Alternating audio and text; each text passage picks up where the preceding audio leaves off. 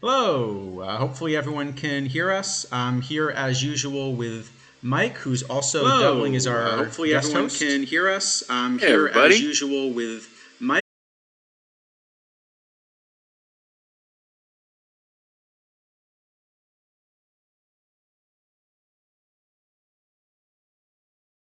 Hooray! All right. Hopefully we fixed Let's talk the about iron instead. mic stuff. Sorry, we cut out for a second. Oh, we did. Yeah, we had some Are we good? feedback issues that are now Hmm. fixed. So Okay. okay. So yeah, again we've got Mike here.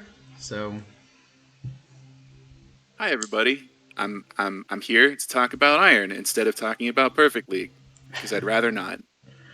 that's right. We're gonna talk about Iron, which I really think is the best format for building a tournament in OTP right now. And I Yeah, and realize that most people don't play it. I want to mention here really quickly that Charles completely convinced me that this is a factually accurate statement in the 15 minutes before the stream here. So uh, believe him when he says this. So I think the case for Iron is really that every single player that we've got is deeply flawed. So when we look at some of the best players in a lot of the other formats, you have to buy a key card or you can't build around it. You have to go with a typical strategy because there's a certain type of pitcher that exists or there's a certain type of hitter that exists. And the really fun thing about Iron, as we're going to see, is every single card has at least one, sometimes more, really critical flaws, which is the reason that they're Iron instead of something higher. But the Yeah, trade-off and is, go ahead, yeah. oh, I was just gonna say, to borrow a bit of metaphor from um, the camp building streams that Durden and Aster and Christophorus did. Um, if you want to look at it from a deck building perspective, like if you've uh, got any experience playing collectible card games, a lot of the higher formats, and I think this is certainly true once you get to the silver and beyond. A lot of the best teams are kind of what you might call in Magic or similar, just like good stuff decks. Just like, you know, there's no real cohesiveness to the plan. There's no synergy. It's just like, well, these are clearly the best cards, so we're just going to play them. Um, Whereas Iron, like, you can really build to a theme. You're rewarded for having a plan, and that's super cool. Yeah, so Saul Keld, we're going to come back to him. I'm sure he is actually on 100% of winning teams in the data set that we have. He's an incredible bat that's also got two deep flaws, right? He's only an incredible bat one way, merely a good bat the other way, and you don't want him behind the plate if you can possibly help it, Yeah. right? Yep. But the things he's good at, he's as good as a silver card. And so the key to making Iron work, yeah, Mr. Black, I think we're thinking the same thing, right? So the key to making Iron work is to figure out how we can bring all of these cards together and make the things they're good at work well together. And so it means there's a lot more building instead of, yeah, as you say, just picking a good stuff deck. Yep. Okay, so what does Iron look like? We've put kind of the average ratings for sort of some typical Iron cards that you're going to see at the top. These are, of course, lower than anything we've been looking at before. But even then, you can see there's kind of a typical shape, right? So for the pitchers, for example, they're a little bit stuff heavy compared with movement and control. That's different than what we've seen at the higher levels, where we're typically seeing movement be the highest rating. Mr. Mm-hmm. Black, that's some kind of weighted mean for some of the good cards that we get out of the model. So this is some kind of Yep. guess for what the meta is going to look like. Right. And so if you look at the batting rating compared to those hitting ratings, you can kind of work out how this is how it is, right?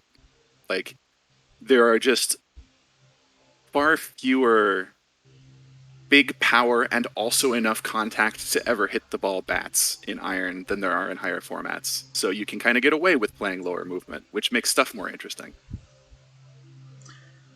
Yeah, I think so. And there are a few high movement options if you want to go in that direction, and you could try to build a team that way.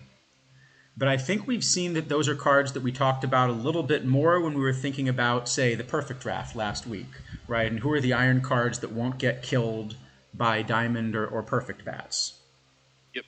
And those wind up looking like, 40 stuff, 100 movement, 40 control at the top end, and they get worse from there. So, you're basically uh, daring your opponent to put the ball in play and hope something good happens for you. That sounds about right, yeah. And I guess what we're seeing is maybe the batters have a little bit of advantage in the eye versus control. And then kind of everywhere else, what you're seeing is maybe the pitchers are going to have a little bit of an advantage. The other thing that's Yep, unique about the meta is this is the first meta that we've talked about that not only has some left-hand pitching, but is actually dominated by left-hand pitching.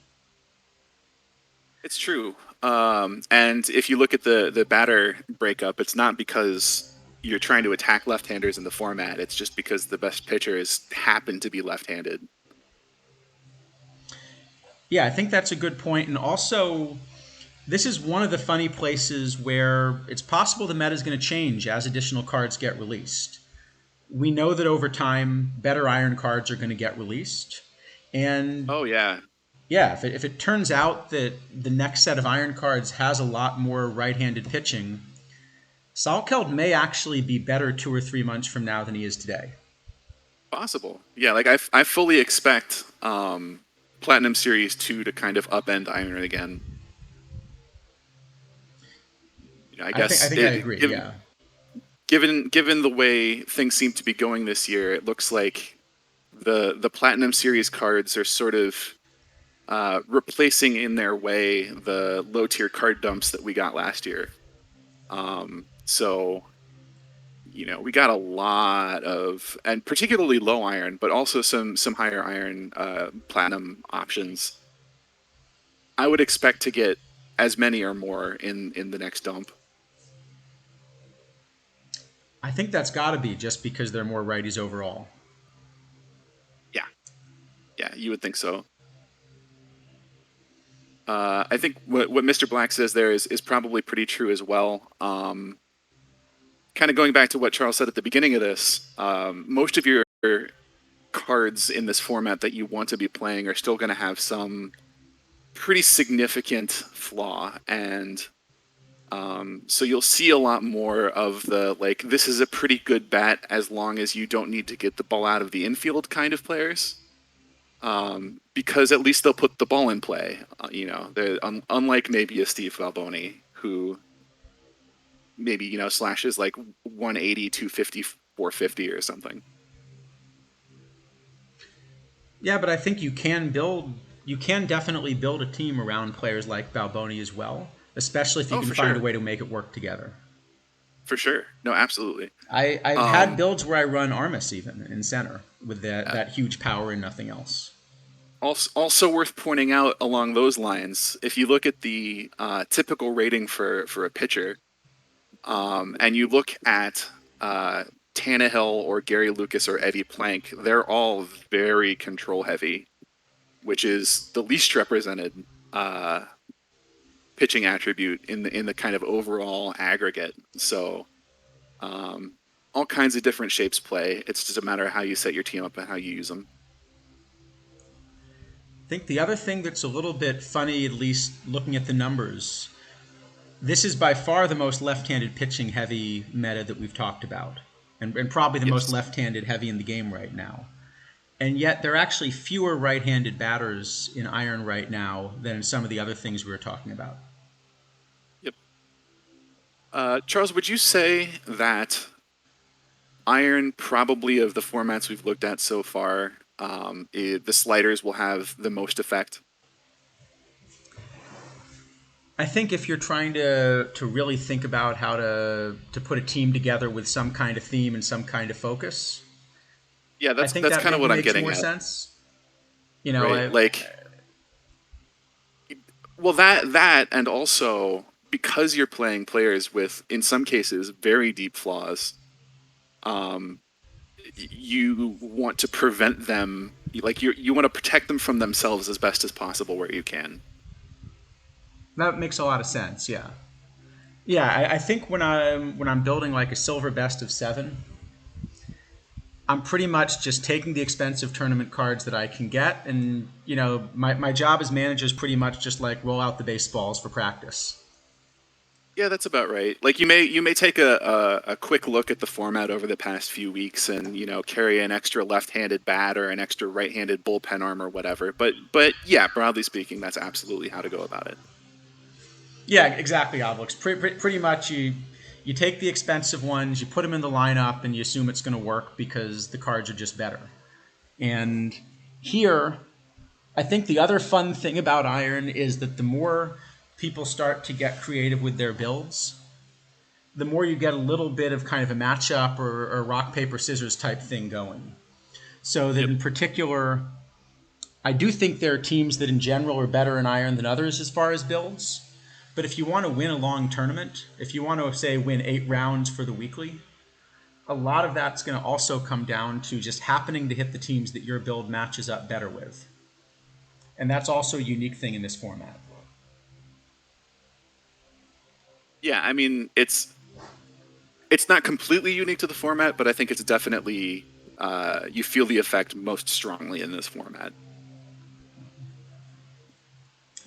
The good news is there are teams that have really high win rates here. And I can at least say for myself, when I've been trying to spam packs instead of run dailies and weeklies, I had more success in Iron than I did in Bronze or Silver, despite having most of the key Silver cards. That's really interesting. I don't think last year felt quite that way, right? Like I remember people kind of migrating up from iron to bronze and then from bronze to silver as quickly as they could reasonably afford it because the lower tier formats felt pretty solved pretty quickly. So it was very, very difficult to get any kind of edge. So Charles has run way more of this than I have, which is why I'm talking the way I am. Um, if the situation is different this year, so that you can actually like find edges and exploit the format, I think that's fantastic. Um, especially because it's a format with no tournament edition cards and no like mission critical limited edition cards, right? Like there are what, like 3 of them now, but none of them are that important. The other thing that's unique about Iron is that there are 3 quick formats, 2 of which really run all the time. We Right? get The, what, the best best of of 5, 5 is best of 7. actually an interesting format. Are there best of 7s this year? Yeah, so there are best of 7s that are 5 rounds with 5 rounds, 7-game series, right? Best of 7, and the usual 10 packs to win. But you also have best of 5s that are only 4 rounds. You get 5. Unfortunately, it's 5 and 2 instead of 5 and 3. But the best of 5s also run quicker, and there's also something a little bit more inherently fair about a best of 5, in that the rotations always line up pretty well. Yeah, I guess that's true. Kind of And no then, matter yeah. what's going on, yeah. And then you've also got a historical format, which, as we're going to see, looks pretty similar to the normal one except for the bullpen. And those run occasionally Sounds also. sounds a lot like bronze and silver in that respect. Uh, which is to say that that's where your live cards will show up. Yeah. So, all right. So let's talk about a few. So Obelix, that's an interesting question, and this is something I'm curious to get some other opinions on, because there's been, I don't know if I quite want to call it a bug because I think it's probably an intentional feature I just didn't realize. But in some of the best of fives, like Silver Cap or something like that, I keep accidentally throwing my number four starter first because there's something about the way that I loaded the build and forgot to fix. And I don't know if that's better. If there's a big difference in the starters, it does actually mean that you have a disadvantage in game one, and then you have maybe an advantage in the next few. Yes, I don't know whether that's a bug or a feature. I guess in principle, what's happening is just that my saved lineup seems to have been saved from some point where I edited it. I guess the last time I submitted, I think that's what it is. I think what's happening is that when you hit submit, whoever your next starter is part of the lineup that's submitted and then loaded the next time you load it. So basically, the last time you did anything that submitted a lineup, it seems to lock that starter in. I think that's what it does. Maybe someone can correct me here. But it does actually lead to an interesting question as far as what the right strategy is in a best of five and what's the right order to throw your starters. Yeah, I mean, uh, there is a part of me that says if it was better to throw your weaker starters early to get like incremental advantages going forward, people would be trying it like in actual Major League Baseball, which they've been doing for forever and have started doing like, goofy, unconventional things over the last decade. Uh, The thing is that in actual Major League Baseball, the best of five isn't followed, first off, is not followed by another best of five. sure, that's true. So you just want your best starters throwing first because they get to throw as often as possible. But then also you often bring those starters out of the pen. And, even if they're a little bit tired, you'll still throw your ace out of the pen in a game seven rather than, your medium your medium leverage bullpen guy or something like that. Sure. And there are also travel days between games 2 and 3 and 4 and 5 in real life. So that is another consideration as well. Yeah. Whereas here you just run all 5 in a row. And I think Mr. Black's making a good point that you want rest days in a best of five. I guess I build my best of five lineups just assuming no rest days and trying to get a rotation working. And just like treat them as a nice bonus when they happen. Pretty much, yeah. I can see that. Especially because one of the nice things about Iron is almost all of your backup players play about five positions. So you do have to rest people occasionally, but you really should never be in a situation where you can't reasonably rest a starter because the backup's too busy. Right. Now, it may be because your backup is not nearly as good as the starter, but like that's a problem in every format. So Yeah. So anyway, why don't we talk about some players? you want to talk about some catchers and Bill Salkeld? Yes. Let's talk about some catchers and Bill Salkeld. So, as before, I think we've done this a few times, so people are used to it by now. We're kind of going to mention first off what the model has. The model, again, is just trying to project the game engine. It's not looking at the data, but really doing something independent. We're then going to compare it to what we get out of the data and kind of discuss what makes the most sense here. So, Yep. So, one quick caveat. My team was more or less handed to me by a friend of mine a few weeks ago because I played no iron and was in a spot where, I was like competing for weekly numbers, and so I had to jam something in the week, that whatever the iron is on Saturday. So if there's weird stuff, it's totally not my fault. sounds good. And by that, I mean it's totally my fault, but don't worry about it. And mine definitely is very model influenced for this particular build. As I've mentioned, I've tried several different builds, and all of them can win packs as long as you have a consistent idea that you're going for. Mr. Black, did you know that Sport McAllister was a real person that existed? Okay, that's the last. That's the last mention you're gonna get from me. Uh, what do we got So, on observed? all right. So yeah, so the model basically kind of loves the ones that we see a lot here: Ruiz, Bubbles, Salkeld. All three of these are excellent catchers. All three of these are cards that I think you can play not just in Iron, but in almost every cap format. Maybe Yeah, Salkeld doesn't play so high, but none of those three should be surprising. Ruiz and Hargrave have been darlings of cat formats right up until and really even past when Aaron Sibia was released.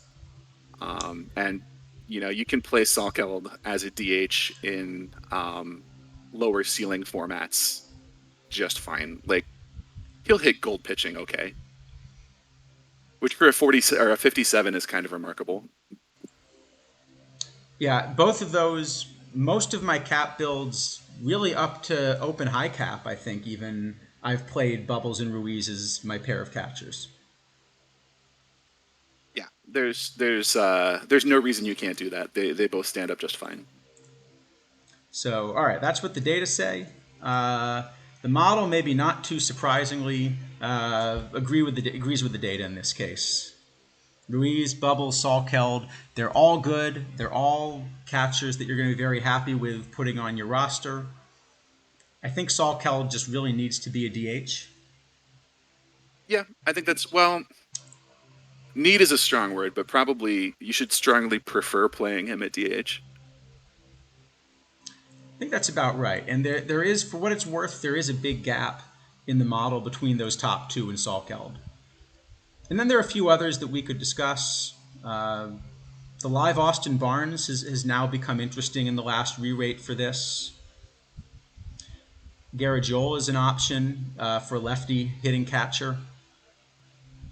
Cal Raleigh is actually a switch hitting catcher for an option with a little bit of defense.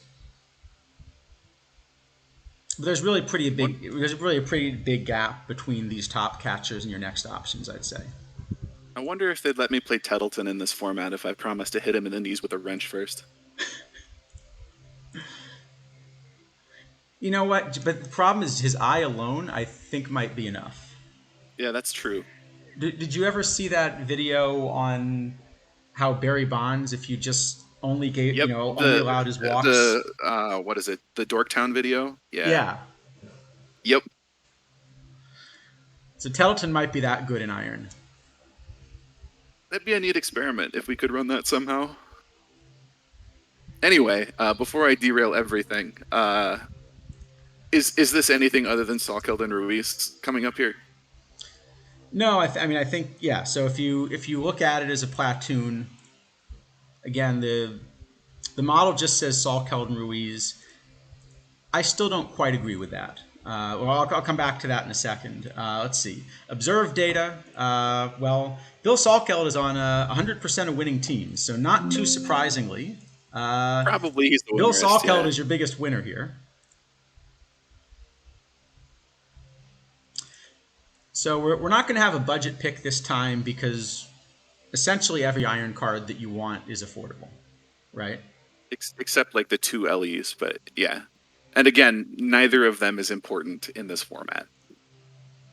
No, I still don't understand the price on RNCBia because even if you're going to play a 40 overall catcher, there just seem to be better options. I believe the answer is flexing on people. Okay, I can respect that. So we've So done. Go ahead. Yeah. I'm really excited to see the list of cap efficiency cards that the model has come up with because, or are these just like you've handpicked these? We've kind of tried to handpick them from the model. So we've handpicked them from the model to try to highlight. I have not seen any of the cap efficiency awards ahead of time, so I'm as excited as everyone else to see who got picked. So yeah, so the idea here, these are, in the past we've kind of done some budget cards, but since everything's affordable, this is more some cards that you're going to want to think about a little bit for cap. And really, you could pick any of these three catchers and they're all efficient. So we're going to mention Ruiz here just maybe as being slightly the most efficient. I think if you could only stick one of these catchers in your build, probably I'd go with Ruiz, but I could see a good argument for Bubbles as well. And like I said, both of them are in all of my cap builds. Yeah, I like them both. And really, my advice would be to run Ruiz if you're a catching ability truther, and run Bubbles if you're not. Sounds reasonable. And what I'm And in this actually case, I don't doing, mean. go ahead. I Yeah. know the word truther has been used pejoratively, and I don't mean that here, right? Like, if you believe that catcher ability is still the thing that matters for catchers, run Ruiz. And even in the model, by the way, this is just really, really close. So the model tells us that, let me just pull it up again. Yeah, the model tells us that per 600 plate appearances, there's about a .08 WAR difference is what it's projecting between Ruiz and Hargrave. And that's Yeah, definitely sounds about right. not at the level that it can actually measure this.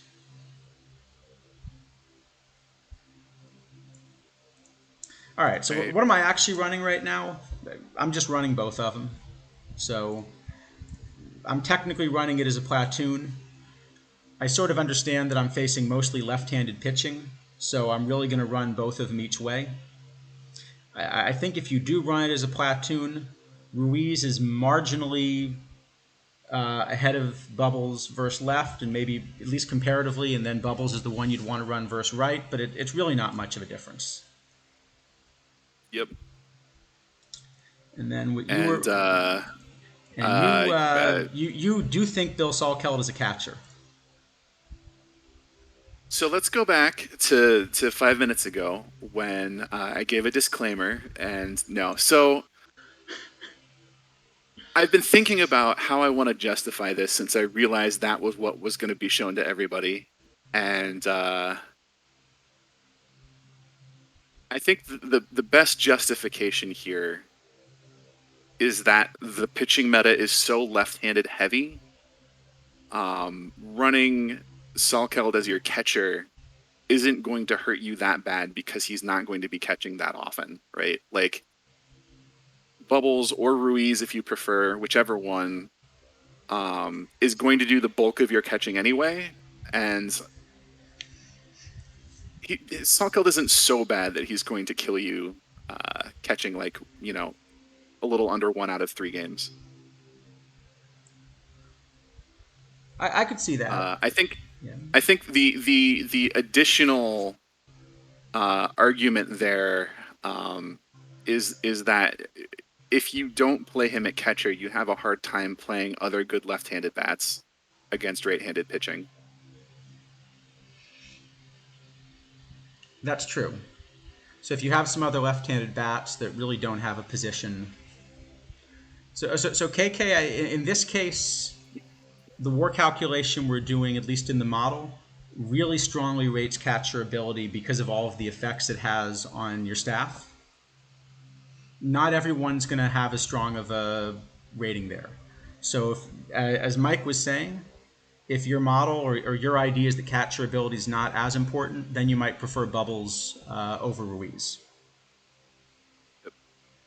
Mr. Black, I'm sure we'll talk about this later, but just so as to not forget, if you want to play both Elmer Smith and also Phil Cavaretta, you run out of places to put them.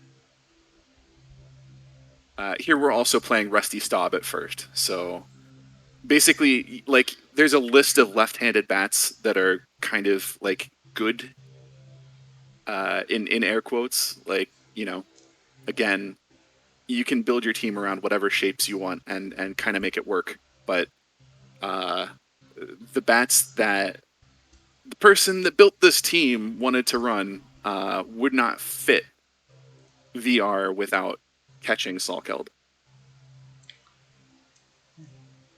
I should also mention that the model here is actually not quite assuming it's a 70% left-handed pitching meta. So probably I should have weighted that a little differently for what I'm showing here. and we're going to be downgrading some of the right-handed hitters compared to where they really should be. But all right, why don't we go on to first base then?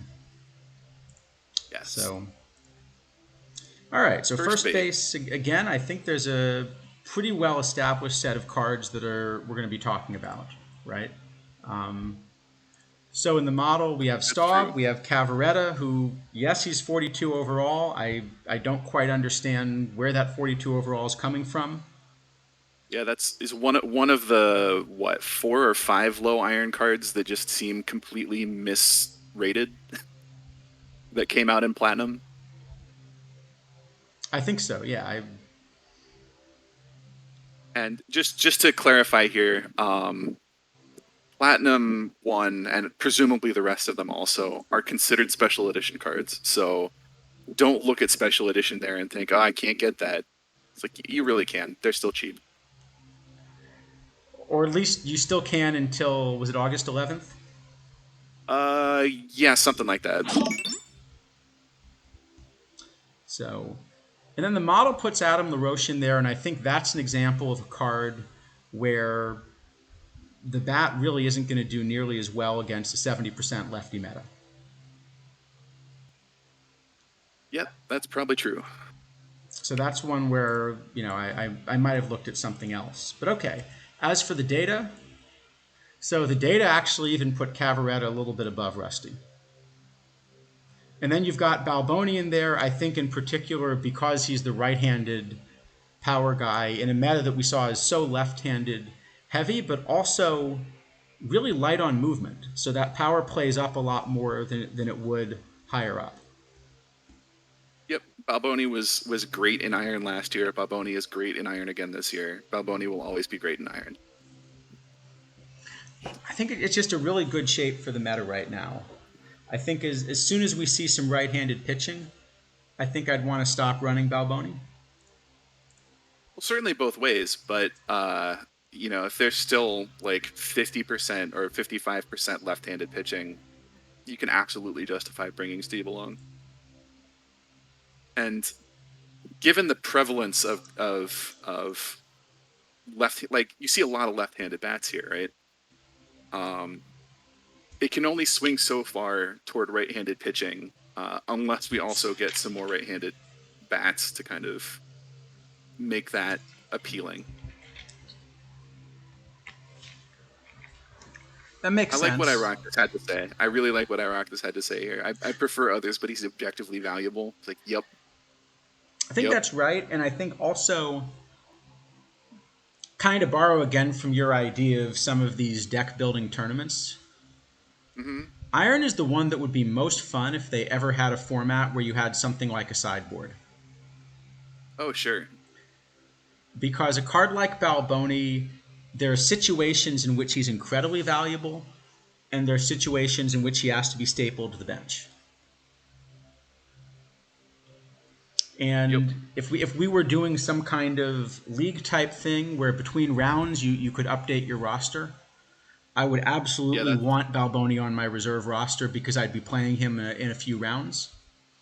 Yep, yeah, I would love to see that format like is something they experiment with for a PTCS or something. If anyone has a pipeline to the developers on that. I mean, I think we can just reach out to Nico and be like, hey, we think this would be cool. Yeah, it may be the kind of thing that sounds easy because there's a league version and then you ask the developers and they tell you, yeah, give us 18 months and maybe. But sure, but at the same time, that's the only way those things ever happen. So, say what you will about the way the development cycle has gone this year. They are, and by they, I particularly mean Nico because he's the one I've talked to the most about this sort of thing. Very responsive to feedback, very interested to hear what sorts of things players are interested in, genuinely care about the community, and keeping it and growing it as best they can. So don't feel like you can't say, hey, I liked this tournament that got rolled out or that got replaced in the last cycle. Can you maybe think about bringing it back in the future? Or, hey, I think this is a neat idea. Could be a lot of fun. Haven't seen it yet. What do you think? They'd really appreciate that. Just don't tell them that I sent you in case uh, they get overwhelmed.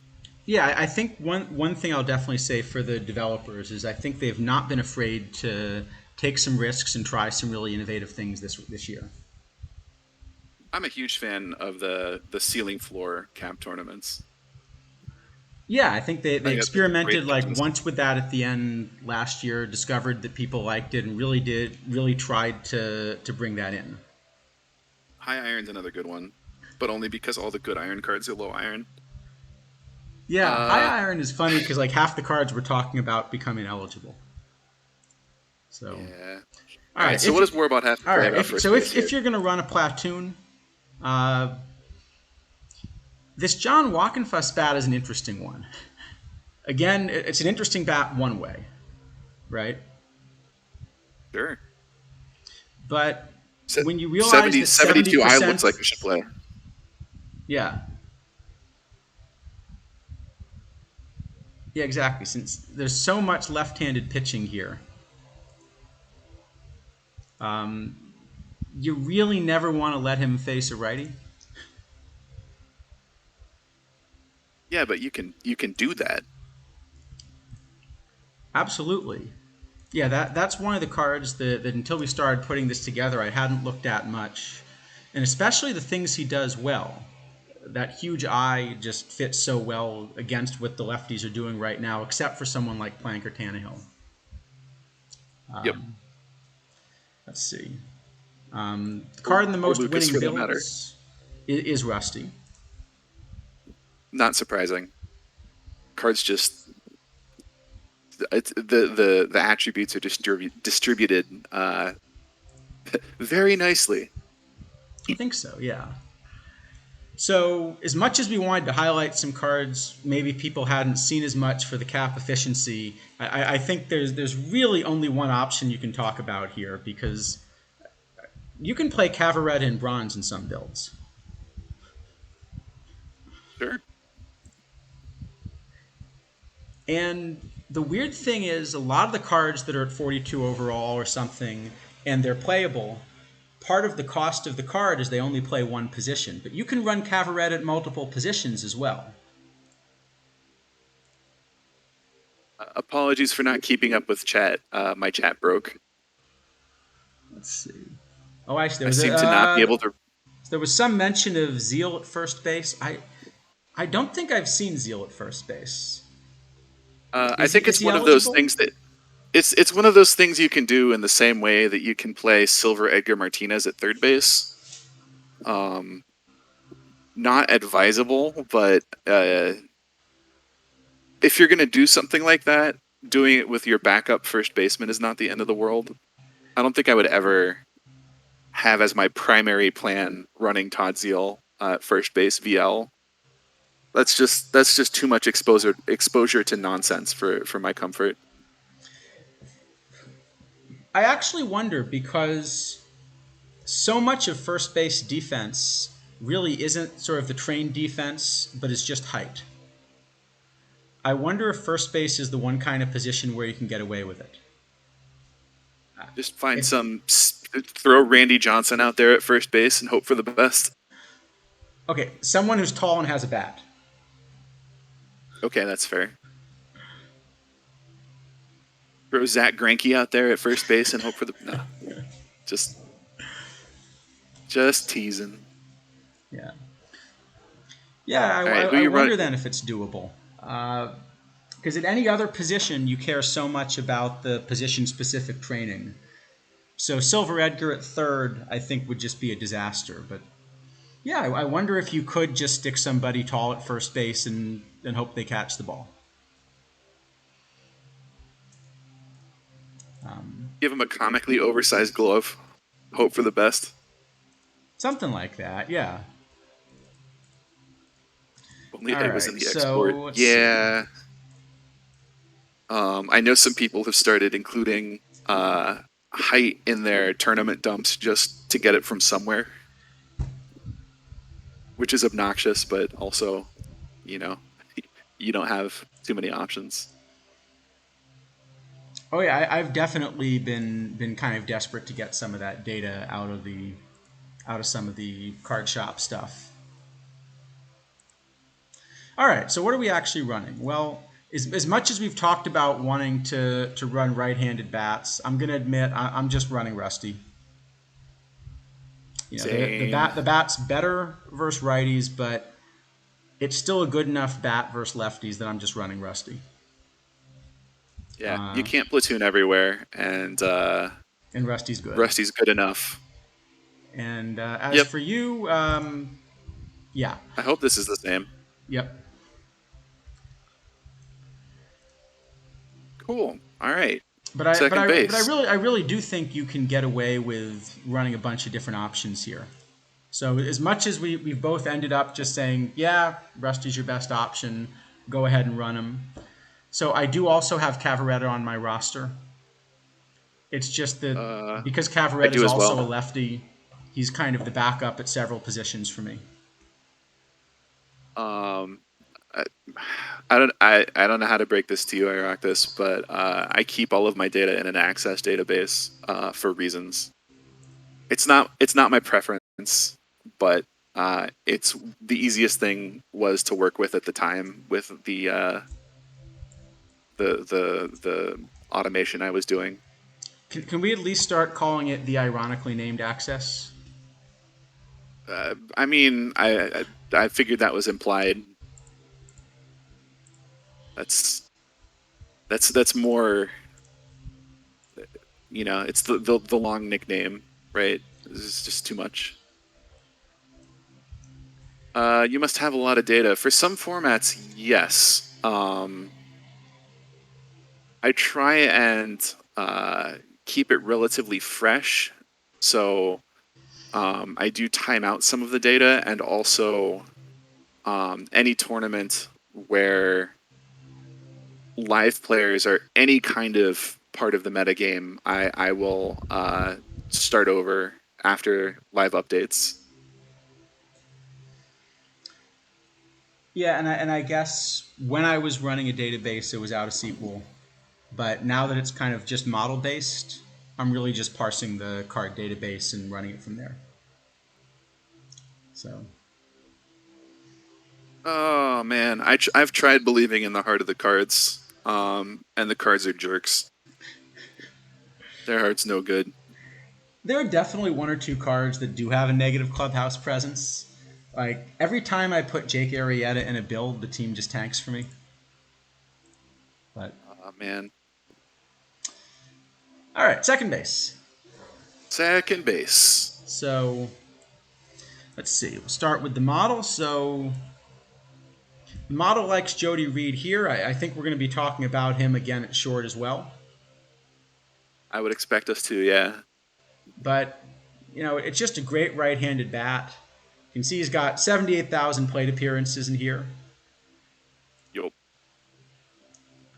So Lonnie Fry's third in the model, and we really don't have much data. So some people have got to help us run Lonnie Fry and get a little bit more, maybe. Yeah. Let's see here.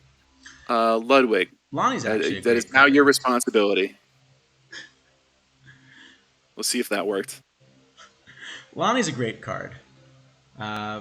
We'll actually probably talk about him a little bit when we talk about outfield too. If the meta were a little more right-handed, I think Lonnie would actually be one of the key cards in a lot of builds. Just between the I could see eye, the that. defense. And this John Hummel card, I think, is one of the ones that we haven't talked about a lot just because he got overlooked with the Platinum, right? So the Platinum also has this Bobby Richardson card. So the next few in the model, Benny McCoy, Jimmy Johnston, Bobby Richardson. And Richardson, because he's 42 overall, we've ended up talking about a lot for various cap builds. But Hummel's great. Yeah, Marlon Anderson, a lot of people are running. The model has him down at 9th, and I think I like him better as an outfielder, actually. I don't know if Well, you've been looking at him. spoilers. My build is running him at second base, and I'm frantically trying to figure out why. All right. So in the observed data, we've got Reed Hummel and then Bobby Richardson. So this is a really interesting card. It's 42 overall. So a lot of people are running him in caps. He's clearly doing well in the observed data here. It's even more shocking to me because he has this huge avoid K, right? 97 avoid K. And usually that's something that really bumps up the overall rating that's put on a card, but somehow here that doesn't happen either. I think this is the most mystifying rating to me of these low overall platinum cards. Yeah, I don't get it either. So yeah, Richardson's definitely playable. Let's see. If you're going to run a platoon, so that's from the wrong column. Sorry about that. We're going to come back and talk about Clint Hurdle later. Oh, we're running the Jody Reed platoon. Yeah, pretty much just Reed is the best both ways, right?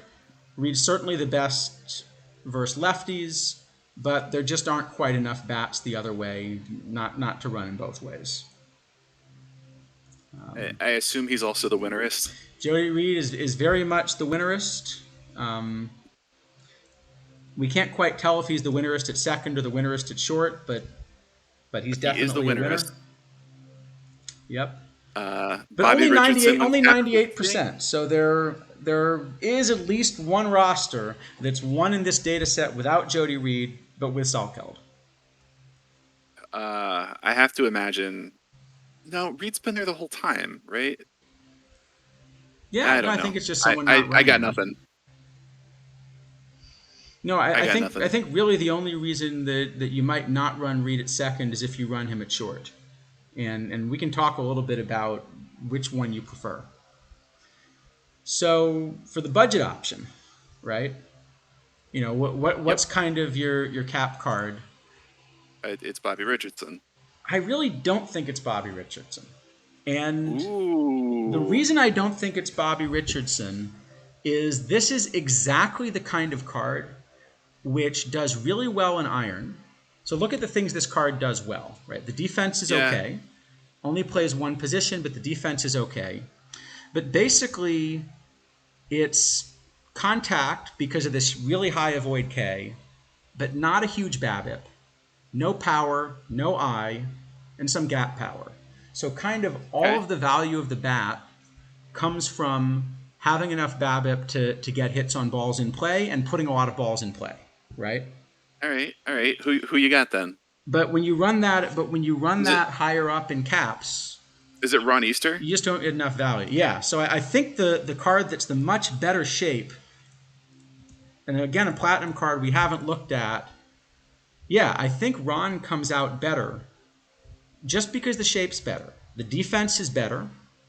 Yeah, I could buy that. You know, that contact rating, which is a composite, looks lower. But if you look at where that's coming from, the reason his contact rating is lower, so that contact rating is really telling you something about what his batting average is going to be against comparable pitching, right? So Richardson's going to have the much higher batting average because he doesn't strike out and he keeps putting the ball in play, right? Yep.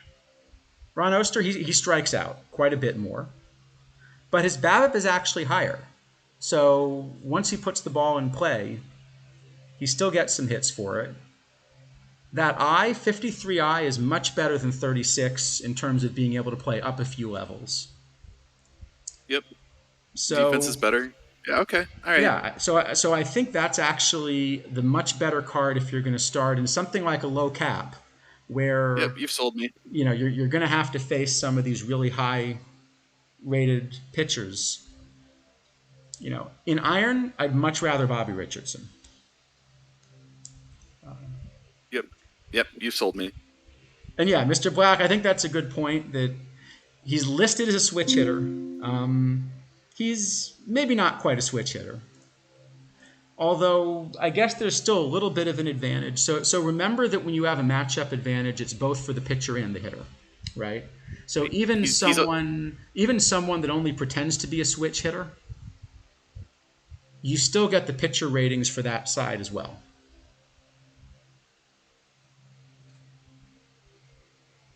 So I don't know how splitty starting pitchers are in this format, so I can't comment on how useful that is, but it I is worth think, noting. yeah, in this format, maybe not so much, but in a lot of the cap formats, you end up going with splitty pitchers Yep. just because you know that you're not going to be facing platoons. Yeah, So checks out. yeah, I rock this. I think that's the point. So the pitcher still gets the better ratings, but maybe the hitter also does for reverse splits. And similarly, a pitcher that has a reverse split has the opposite issue. So, all right. So what are we actually running? Well, as much as I've been telling you to run Ron in other formats, I'm running Hummel both ways.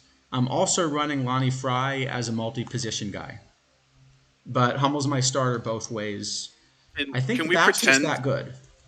can we pretend like I'm running John Hummel both ways as well? We can if you want. 'Cause I'm You want me to stick that one in? so please do. So the team as it was had Marlon Anderson at second base, and I can't justify that at all. Well, here I'm going to put up Marlon Anderson just so you can kind of compare the ratings if you want.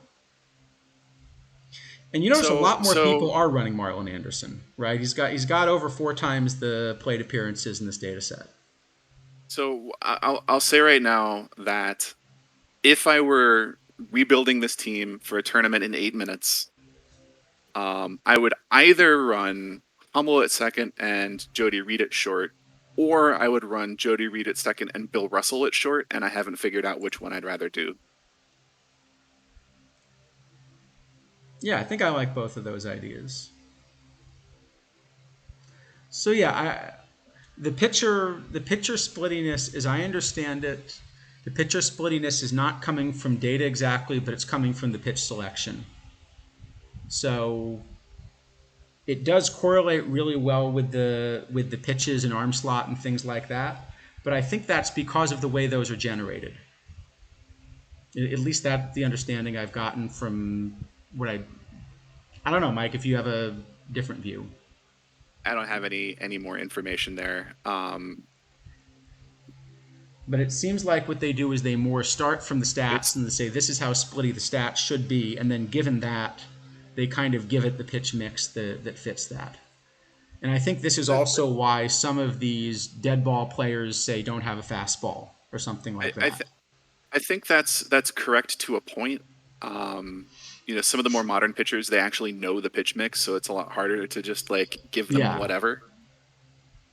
Nick, we've been running for an hour, and we've gotten through two positions and a lot of chat. Yeah, we promised we'd be quicker this time, and I think we're not doing so well at that. So We'll figure it out. yeah. For what it's worth, Marlon Anderson, the bat does play. If it were a more right-handed meta, the bat would play even more. And because he can play Uh, all these outfield positions, he's also the kind of card that just fits really well into a build, even if you don't quite start him anywhere. yeah, no, I think he's a much better utility player, or corner outfielder than he is a second baseman.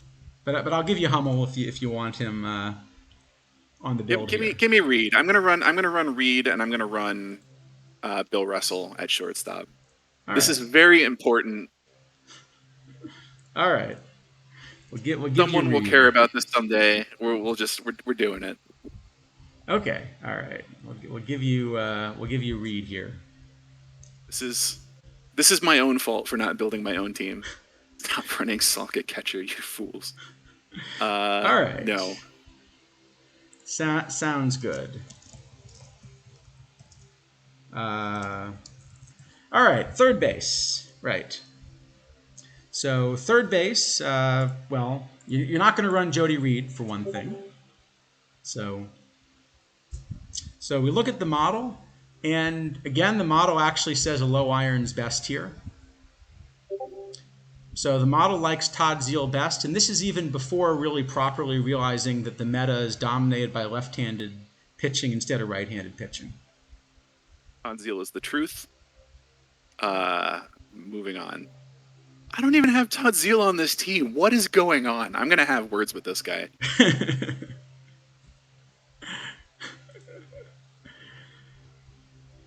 I mean, I guess so. So if you like the glove, Zeal's another of these guys that you really might think about DHing if you're not DHing Salkeld or if you're going to try to do some kind of platoon there, right? The glove's not great. The bat really is great. That 62i, as we were talking about before, is really strong for Iron Eye, and that power is really Yep. strong. Okay, I withdraw all the complaining. We're playing Pinky Whitney both ways, and that's fine. I still think Todd Zeal is the truth. Well, if you want a glove, then Pinky makes sense. And Pinky also has Yep, this gap power that doesn't always show up on the card. it's true. And then the model also really likes the glove from Eddie Foster, right? And that's another example of a card that is fun because it does a couple things really well, and then there are a couple just absolute flaws with the card, like, say, 6 power. That might be the lowest we've seen, actually. 6 power is not very good. It is not very good. Okay. He's not going to strike out, but he will hit into a lot of double play. It's true. The observed data, again, we get Zeal, we get Whitney, and then we get this Billy Sullivan card, which is also kind of a similar shape, right? Again, not a lot of power, but this huge gap power and this huge BABIP. That's fascinating. Like, huge avoid K, huge gap power, no eye. No power, no eye, and also, I think, not a great shape in a lot of ways. Right?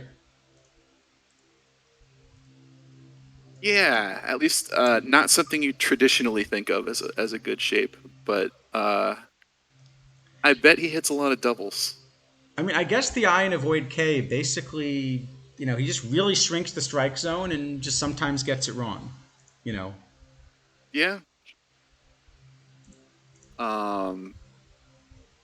Which maybe is fine given that the meta right now is pretty stuff heavy and relatively light on movement and control. Yeah, I can see that. Billy Sullivan's also an interesting card for a build because he's at least eligible at catcher. If you're big on catcher ability, he's not really going to help you there. But if you're doing something like what Mike was talking about, where maybe you run Salkeld as one of your 2 catchers and really want to DH him as much as possible, then just having a third player who's capable of playing catcher in a pinch is probably useful. Especially if it's a lefty, because a lot of that time it's going to be because Salkeld's DHing. Yeah, that sounds right. But yeah, the 25i, I think, does terrify me, and that's also where the model just says you're not going to get enough out of him. But he's up there in the observed data for sure. Okay, so if you're going to run a platoon, I think pretty clearly you want to run Zeal against lefties. Yeah, I think that's true. And Warbot likes this live Matt Carpenter. Oh, wow. Which is, again, a really interesting shape. I'm not sure he's a third baseman. I think he's much better as a DH again. Yeah, I don't think he's as good as your other DH options. But Carpenter really is exactly the same shape as Zeal, right? Yeah, just that Zeal I don't is hate even more power one way. Yeah, except Zeal is just like better in almost every way. Well, Carpenter's platoon rating is the same as Zeal's 2-sided rating. Yeah, that sounds right.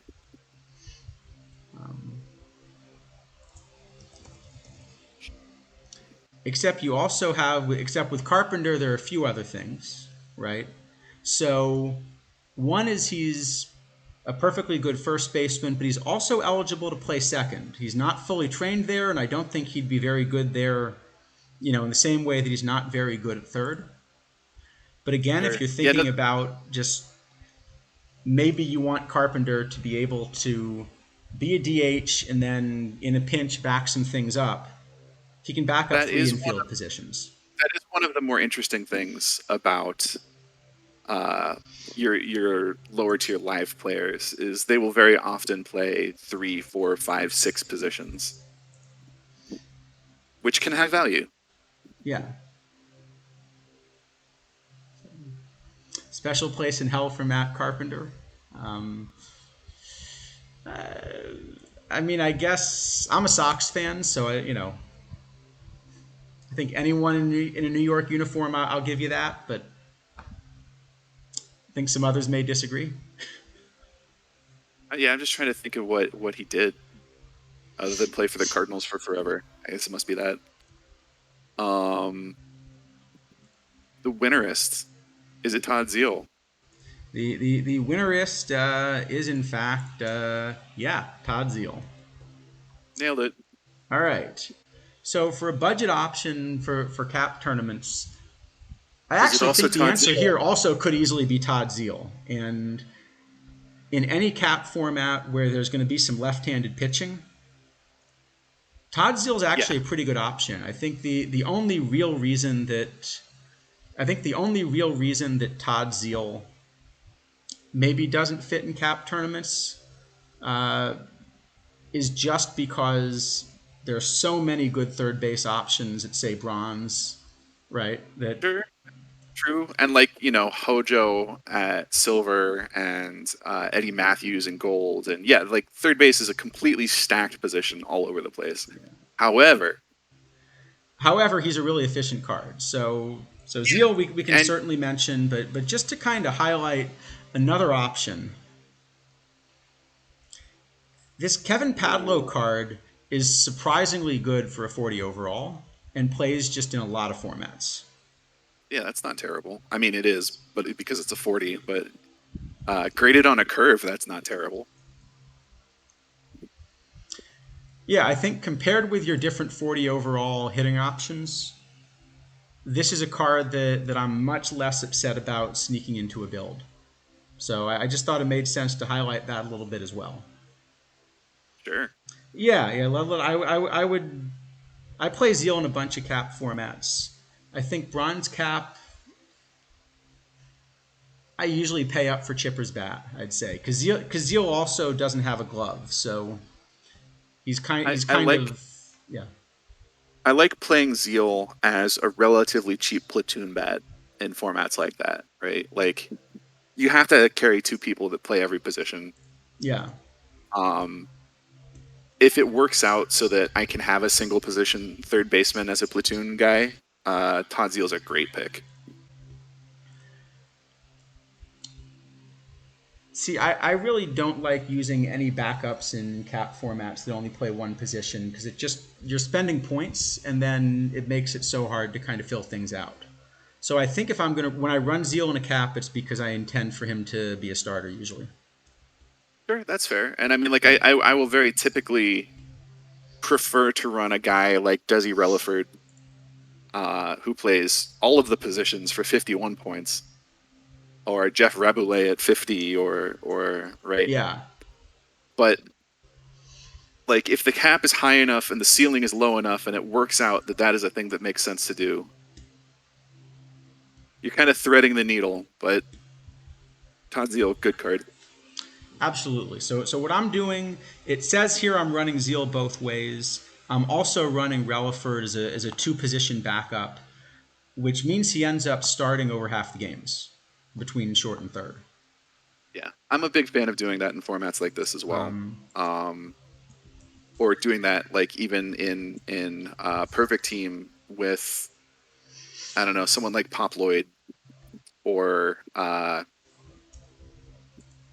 else am I thinking of? you could do it with Dave someone like Turkey Concepcion. even if you're playing him. Sure. Yeah, no, absolutely.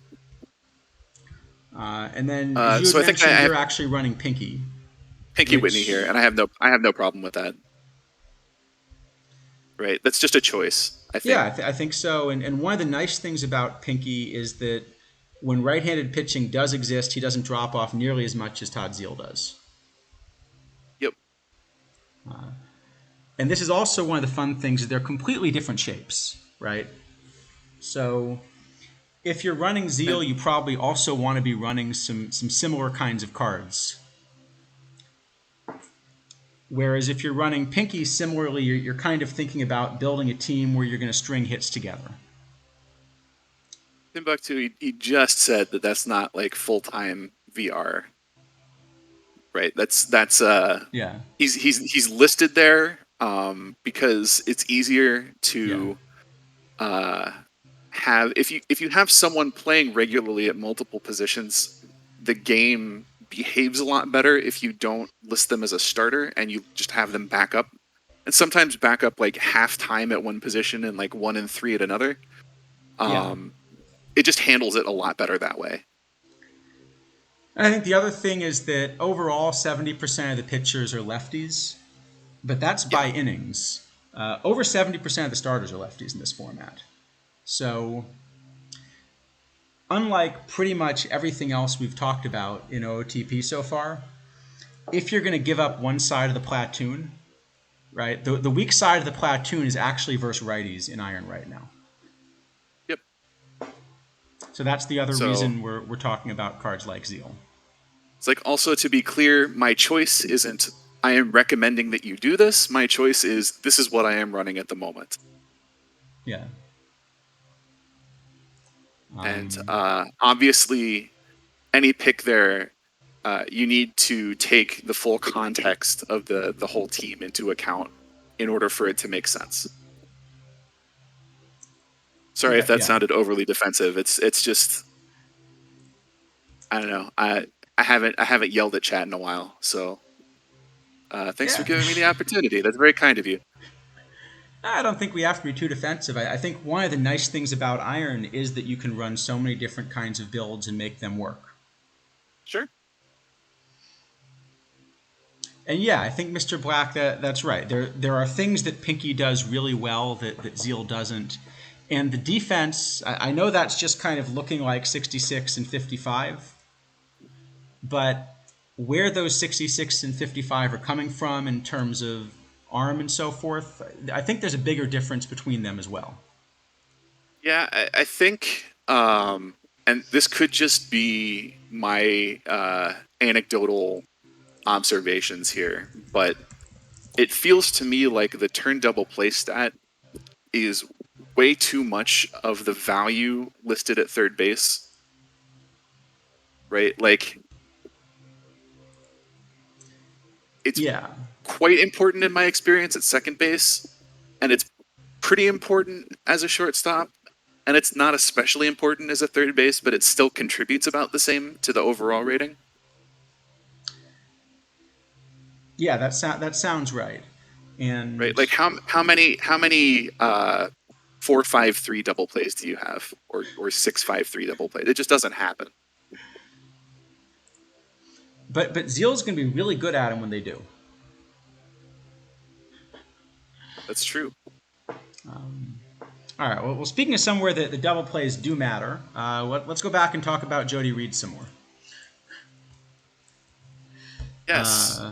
Yes. Yeah. Let us talk So about Jody shortstop, Reed's position. yeah, Jody Reed. Jody Reed and Jody Reed.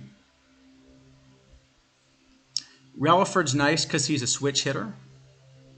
He's a switch hitter, and he plays like 4 different infield positions. And Just then you see his WAR is kind of low compared to the other 2 options here. I mean, like, this is Jody Reed. The rest is kind of window dressing. Don't sleep on Desi Relaford as a useful card. okay, that's a fair point. You could get a 6-5-3 in the shift. I could see that if you're playing a lot of infield overshifts. Except you shouldn't be because it's all left-hand pitching. So you shouldn't have Yep. as many of the lefty bats. You should be playing your second baseman at shortstop and your first baseman, I don't know, somewhere Yeah. between first and second, I guess. Let's see. Yeah, and this Joe Copy's a card that, also we haven't seen that much, right? Because everyone's just playing Jody Reed. But that's probably your best defensive option here, just as a shortstop. And then Relaford's nice just at multiple positions, right? Yep. Okay. So I really hadn't seen this Copy card at all till we talked about it, but he's also up there in the data, along with Bill Allman. So again, kind of these better defensive shortstops are the ones that are showing up behind Jody Reed. And I think that's part of the question is, do you see Reed more as a second baseman or a shortstop? Like, how do you want to use him? I'm starting to see him more as a second baseman. The more I'm looking at these cards, just because I think the depth at shortstop is better.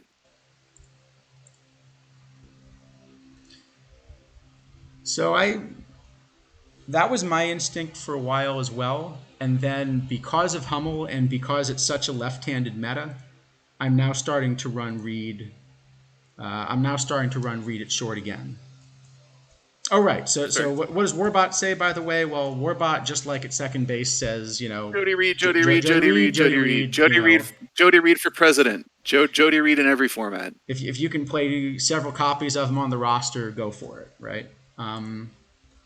He's also he's only eligible at 2 positions, so you might have a hard time with that. But yes. So as for a budget option, I think there's actually a couple of really strong picks here, right? Yeah, Mr. Black, as you point out, Alman does show up in the observed. Again, just the right-handed bats are doing really, really well here, and he's a right-handed bat that has a good glove. The eye makes him exactly the wrong shape for the kind of team I try to build, but if you're building a team that's more built around putting the ball in play, moving runners, I could totally see that working. So let me give my 30-second musings on your cap efficiency here, and we can see where we wound up. All right. Because I think there are a lot of perfectly good options here. That I would not be shocked if it's any one of them. If I were to pick, and it wasn't like specifically based on shortstop, but just like one of the best budget options, and kind of using this as a space to talk about players that we might not talk about elsewhere. I lost him. Where'd he go? Oh no, my notes. Phil Linz, I think, would be my go-to. Super versatile defensively. Has kind of a reasonable shape bat for the format. He's also named wonderfully for a bench player, isn't he? Yeah, the Phil Linz, yeah. It could just as easily be like Heine Sand. I see a lot of people playing Bert Campaneris. There's lots of options. Who'd you pick? I mean, for what it's worth, I could see a good argument here that the right answer is just Jody Reed. Okay, all right. He's just so good. He's just so good for his overall. But the one I wanted to highlight is a card that I think should be played a lot more. Is this Didi Gregorius card. And he doesn't fit as well in this meta as a left-handed bat. But look at the bat that you get for 42 overall as a left-handed bat and a shortstop. Yeah. Right? Fair enough. I don't love playing him as a backup in cap formats just because he only plays the one position. But he only cost you 2 points, and you can play this bat. Yeah. The glove is not particularly great, but he does bunt. Yeah. Which we haven't really talked about either. which is surprisingly rare on live cards. I guess it's not that surprising. That's not like a huge part of baseball these days. Yeah, for an offensive player for 42 overall, you could do a heck of a lot worse. Also, he may only be listed at shortstop, but he's eligible everywhere but catcher. Is it? Oh wow, he is. Yes, he's qualified to learn first, second, third, left, center, and right. Yeah, and he's 6'3", so he could play first. But I actually also want to point out that as much as that says it's a 46 rating at shortstop, he does have a 65 infield range. So Sure. he's not quite the black hole at shortstop that he might look. This is actually a playable card. He can run the bases a bit. He's a good bunter. Love is from 1917, but that's okay. Yeah. Most of the stitching is still good. Yeah. All right, so who'd you choose? So yeah, okay. So who am I running? Well, since I'm not running him at second, that my decision's really easy. Jody Reed. If you're not going to run him at second, you're going to run him at short. And like I said, I'm running Desi Relaford as a backup shortstop and third baseman. And you want to remember here that shortstop's one of these positions where your backup's going to be playing over a quarter of the games most likely.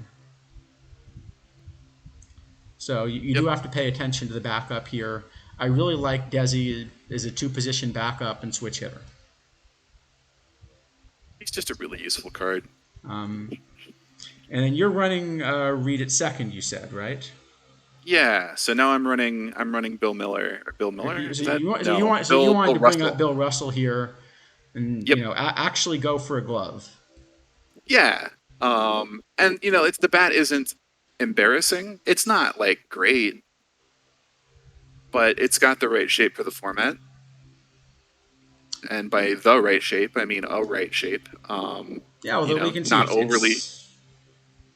It's what 50 points of Wobo worse than Reed, but the glove is enough that he doesn't end up so far behind in WAR. Yeah, I think probably what I would do when I go and rebuild this team, because I suddenly feel compelled to actually play a bit of Iron. Because the more we talk about it, the more fun it sounds. It's the best format in the game. Probably what I would do would be to play Bill Russell at short, and who were you playing at second? I'm playing Hummel at second now. Yeah, play Hummel at second, Russell at short, and play Reed at both. And do the 3 players at 2 positions thing there. Yeah, I could see that. Hummel, by the way, winning 1 out of every 20 tournaments, which I think is the highest we've seen so far. There you go. See, and then you've also got Bill Russell as a late inning defensive replacement when Reed's playing shortstop. I don't know. I like doing that sort of thing because I'm a weirdo, but it sounds like a thing I want to try. So I'm going to try it. I could totally see it. And if y'all in chat want to know how it goes, feel free to let me know next week, and I'll be like, I know I said I was going to do that, but I'm lazy and I forgot. And definitely think about running Didi. It's a left-handed hitting shortstop. Well, it's a left-handed hitting shortstop-ish kind of thing. Vaguely shortstop-shaped person. Yes. All right. Outfield, where we don't get to run Jody Reed anymore. You surely do not. So, all right. Let's see. We'll start with the model. So, this Willie Harris card that the model likes best, we actually don't have data on. Yeah, no, that's a nice shape, though. Eye and gap power both play really well from what we've seen so far. So, and I'm also really confused. So I will admit I have been trying to buy Willie Harris for longer than I'm willing to admit. And I have not had anyone sell them to me. And I'm just wondering if, and of course I haven't pulled one. Is it possible this card just doesn't exist somehow? Have you seen one? I don't have one either. And you rip a lot of packs, right? I used to. Oh, I'm looking at live cards. Hold on a sec. No, I have one. Okay, There it he is. does exist. It's just no one's running him. I think I like him even better as a center fielder, and maybe the same is true for Ian Happ, who ends up second here. Yeah, I think But that happens a lot in formats like this, or people players with versatility wind up getting listed in center field, uh, and you play them in the corners because you can only play so many center fielders. Harris is also not fully trained in left. Um, and then Harris will actually play second for you also, where he is fully trained. There you go. So if it turns out that you want to think about playing a left-handed second baseman the way the meta develops, you can play Willie Harris there too.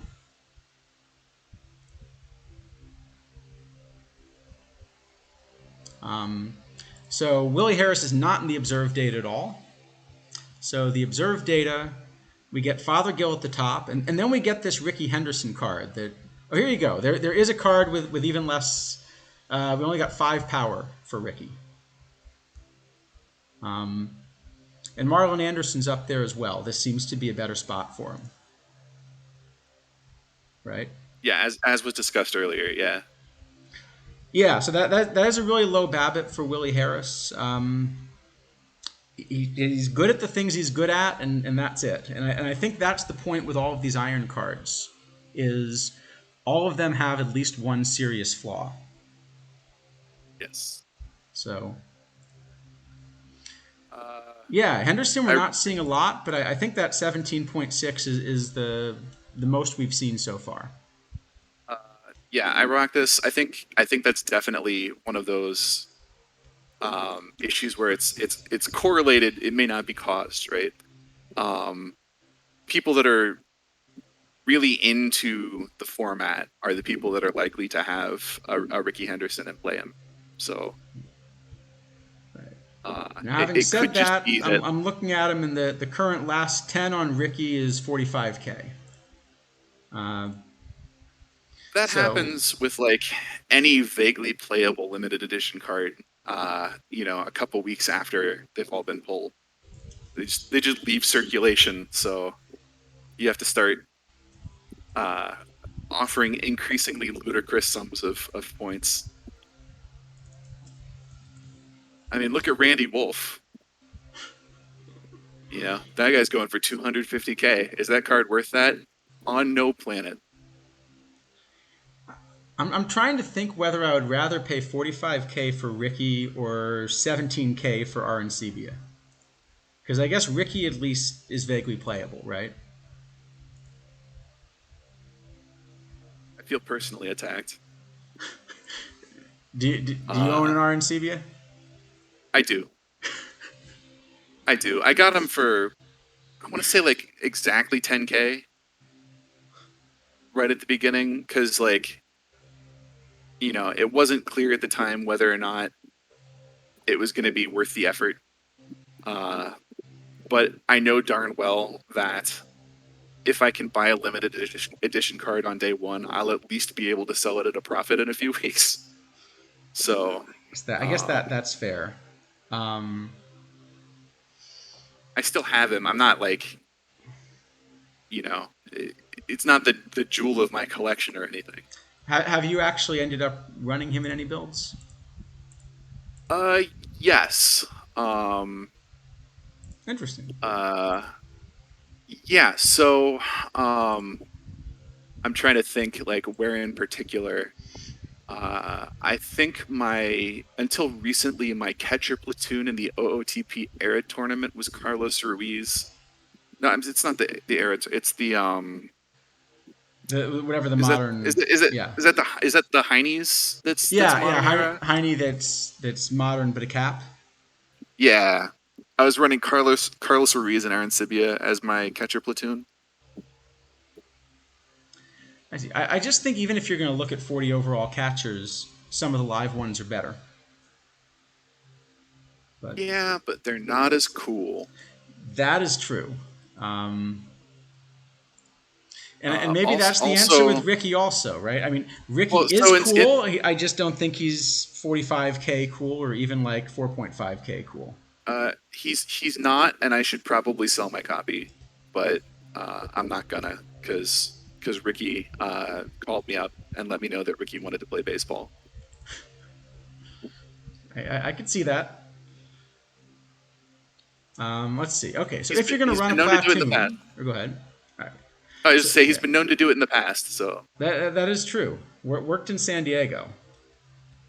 All right. If you're going to run a platoon, yeah, then this is actually where none of Marlon these belongs guys for quite sure. ends up at the top, right? You get Marlon one way, and you get this Josh Willingham card the other.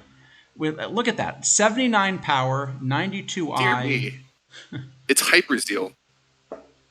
I guess it's more hyper about Boney than it is Hyper Zeal, but yes. And I think right now, with a right-handed hitter with that shape, that's basically the perfect iron bat. You know, that shape right there. There's And not a lot to argue with. and I think he maybe should be higher in the model because again, the model is still assuming more of a typical mix of pitchers. And when you've got a model where there are so many lefties in the meta, yeah, maybe you just run Willingham and hope the Yeah. other So team doesn't realize that right-handed pitching exists. one quick caveat before we move on here. I think you absolutely can run like one or maybe two bats that just like are so splitty that they cannot face uh, a certain sort of like in Willingham's case he can't face right-handed pitching. Don't overload with that because you'll wind up in situations where they're forced to back up into a pitcher that they just like you might as well be out there trying to hit. So Right. And be just to careful show with you here, well, I'm just gonna put Willingham up just so you can see the comparison and just how much he drops off the other way. So it is a pretty big drop off, but still, if you had to play him, right? yeah. Um, And okay. unless you're very, very, very careful, you will probably have to play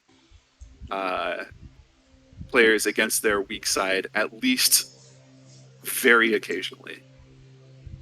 Yeah, And by have to, I mean the AI manager will make decisions that you won't like. that's a good point. Yeah, there's really no way to explain to the AI manager that you're just not allowed to. I guess you can make it so that a player can never pinch hit, right? But you can't make it so that a player always gets lifted. Correct. I think you also can't prevent, and this was like a classic problem in Perfect Team with certain old-timey players that are eligible everywhere and bad at all of them. You can't tell your manager to not plug a guy in on defense, right? Like they will pinch hit for somebody and No, look that's around and say, true. "All right, well, My league season ended this past week. We lost our playoffs with somehow Bullet Joe Rogan playing third base for us in extra innings. yeah." And the only way to prevent that is to not play Bullet Joe Rogan as a two-way player. So, yeah, I was having him play basically as a pinch hitter, pinch runner for me earlier this season. Until I noticed that my manager inserted him to play second base defense one time, and it's like, nope, we're done, nope, none of that, can't have that, that's not okay. And yeah, like the only way to not have that ever happen is to not ever give the manager the choice, which is unfortunate, but here we are. Yeah, I think that's about right though. So let's see. Your biggest winner actually is Fothergill, although this is at least one where there's more of a mix. Sure. And I think for cap options, there are really a lot of players we could talk about. Fothergill's actually pretty efficient for a 48 overall card, for example. Absolutely is. So there's a lot of You, good options here. like in higher cap, you certainly are going to wish he had more eye, but that's not terrible. But if he had more eye, he wouldn't be 48, right? True. Yeah, of course. But we just picked a few to highlight. And the one I actually wanted to highlight here is Clint Hurdle, who we could have talked about at first base also. He's also a good option for your manager theme team. There you go. He's not a great option in iron, actually, because he's this lefty that you really want to think about, maybe even platooning. But the things that he's good at are things that translate a lot better to playing against stronger pitching. Yep. And he plays a lot of positions. So it's just kind of a good card to have available for builds and one that's worth mentioning. Yeah, if you play cap tournaments, you should make a point of having all of these cards, even if you don't wind up playing them much. They cost nothing, and you never know when Clint Hurdle is going to be like the missing piece that fits in and solves your team building puzzle. So, spend the 6 points or whatever it is. Yeah. So what are we doing? Okay, well, when someone finally takes my, 39 points or whatever last 10 is, I am going to run Willie Harris along with Fothergill. Yep. And you paid $45K for Ricky. No, I opened a Ricky. You opened a Ricky. I did. And it's an Iron LE, right? Like, so if you're opening any reasonable chunk of packs, it's like maybe the reason to save up packs this year from where I'm sitting is for these constant, 3 LE Thursday releases where, maybe one of them's an Iron card and they're all going to go out tonight, but I have 60 packs saved up, so I could probably get one. And this is how people are watching our stream. Is the last 10 on Willie Harris just jumped from 39 to 58 because someone paid 250 points for one. Yo, that is a good way to get irons that you're not otherwise seeing, right? Just offer a ton, which is to say 200. Yep.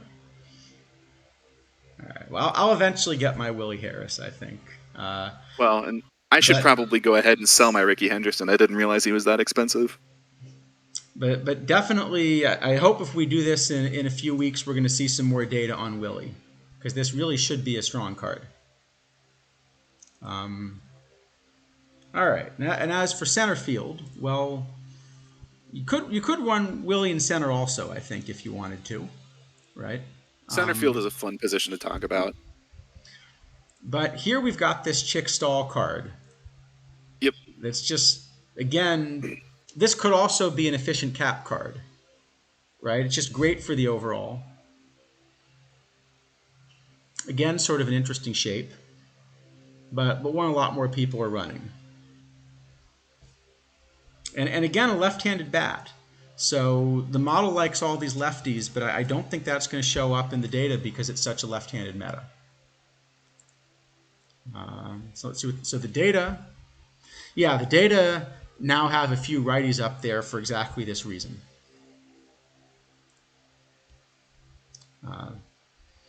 This Cameron Maben card really looks like the wrong shape to me, except that it's a right-handed center fielder that plays defense. And I guess that's just enough in such a left-handed meta, right?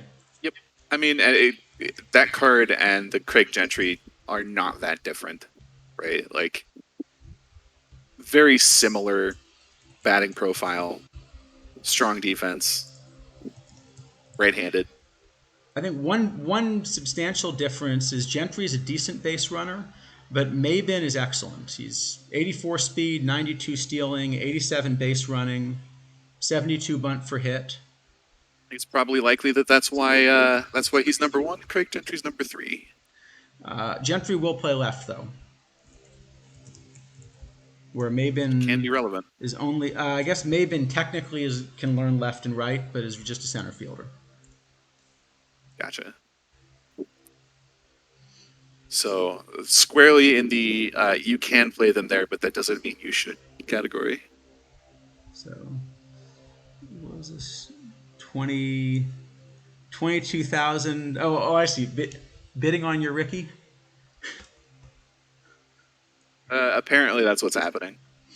Okay, well, I will happily offer a last 10 of 50 or whatever if anyone wants to sell me a Willie Harris, but I'm gonna drop out of the Ricky Henderson bidding.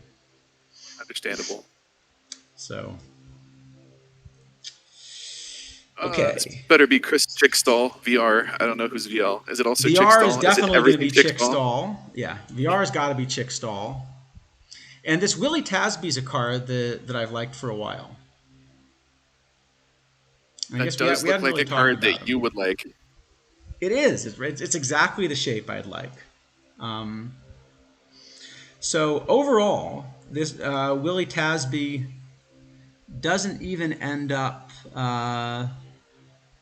Yeah, he's pretty far down the list. He's certainly below Gentry, below Mabin, below Ian Happ, who I think we'll talk about as a three-position backup. I also want to talk a little bit about FP Santangelo, 48 overall, that just can play in everything. FP Santangelo. I don't know who the cap efficiency award winner is here, but I 1,000,000% want to talk about Santangelo. So he's one of several cards we could have put up here. In fact, let's put him up just so we can take a look at what the numbers are. So yeah, this is what you get for 48 points. The defense is incredible. The eye is very playable. It's very range heavy too, so it's like exactly the shape that you want in center field. Plays both corners. And plays a fully trained third base. Yeah. It's not an For excellent cap third base, but tournaments. yeah. Oh, just delightful. Yeah, he's in a lot of builds that I've got now where I'm just trying to cover several positions with a backup and have a few extra points. I think he's really let's see. Power bunting FP Santangelo for yeah. I like that idea. I guess actually that's great because this FP Santangelo has a 10 bunt for hit rating. So Rating underflow. Yeah, no, he's got 85 range in center field. He's got the sort of bat profile that doesn't completely die against higher level pitching, right? Kind of eye heavy. Yeah, I think I love that as a choice as well for a cap tournament. Yeah, not shocking that he wouldn't have that many plate appearances in just regular old iron. And it's also a recent release. That too. And I think one of the ones that was just really under the radar, right? This was one of the, Dishnet talks about maybe 15 or 20 of the 50 cards that got released. And this one, I don't think he talked about any of the iron cards. And FP Santangelo is a real gem. Yeah, that's a card I'm finding in a bunch of my builds now. Let's see. Biggest winner here. So Ian Happ's the one that ends up on the most rosters. I think just because he's somewhere on the roster in some outfield position, almost however you end up building it now. That's probably correct as well. Like, hits for power, switch hitter. And you even get an infield position out of him. Yep. Right. This is actually, looking at these two cards next to each other is interesting as well. Because as soon as Santangelo was, well, that's not true. As soon as someone pointed out to me that Santangelo had been released, right, like that this card exists and these are the numbers on it, he immediately replaced Ian Happ on all of my cap teams and gave me 7 points back. Absolutely, yeah. So I think that's a great cap card. I think there's a second one also that's worth highlighting here if you go further down. This live Sure. Mickey Moniak, just for 3 points, gets you so much in terms of the bat and playable Yeah. defense. So I Yeah, think it's worth 60 highlighting defense that one as well.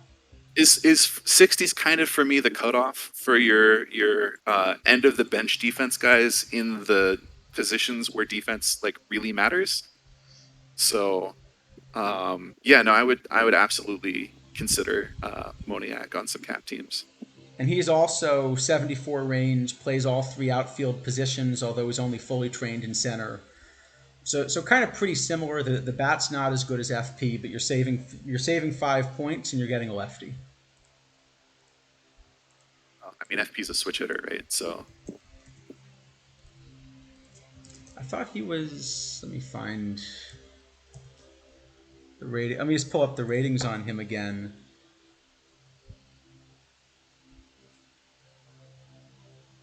Okay, yeah, he's a switch hitter, but 10 points more of I versus left.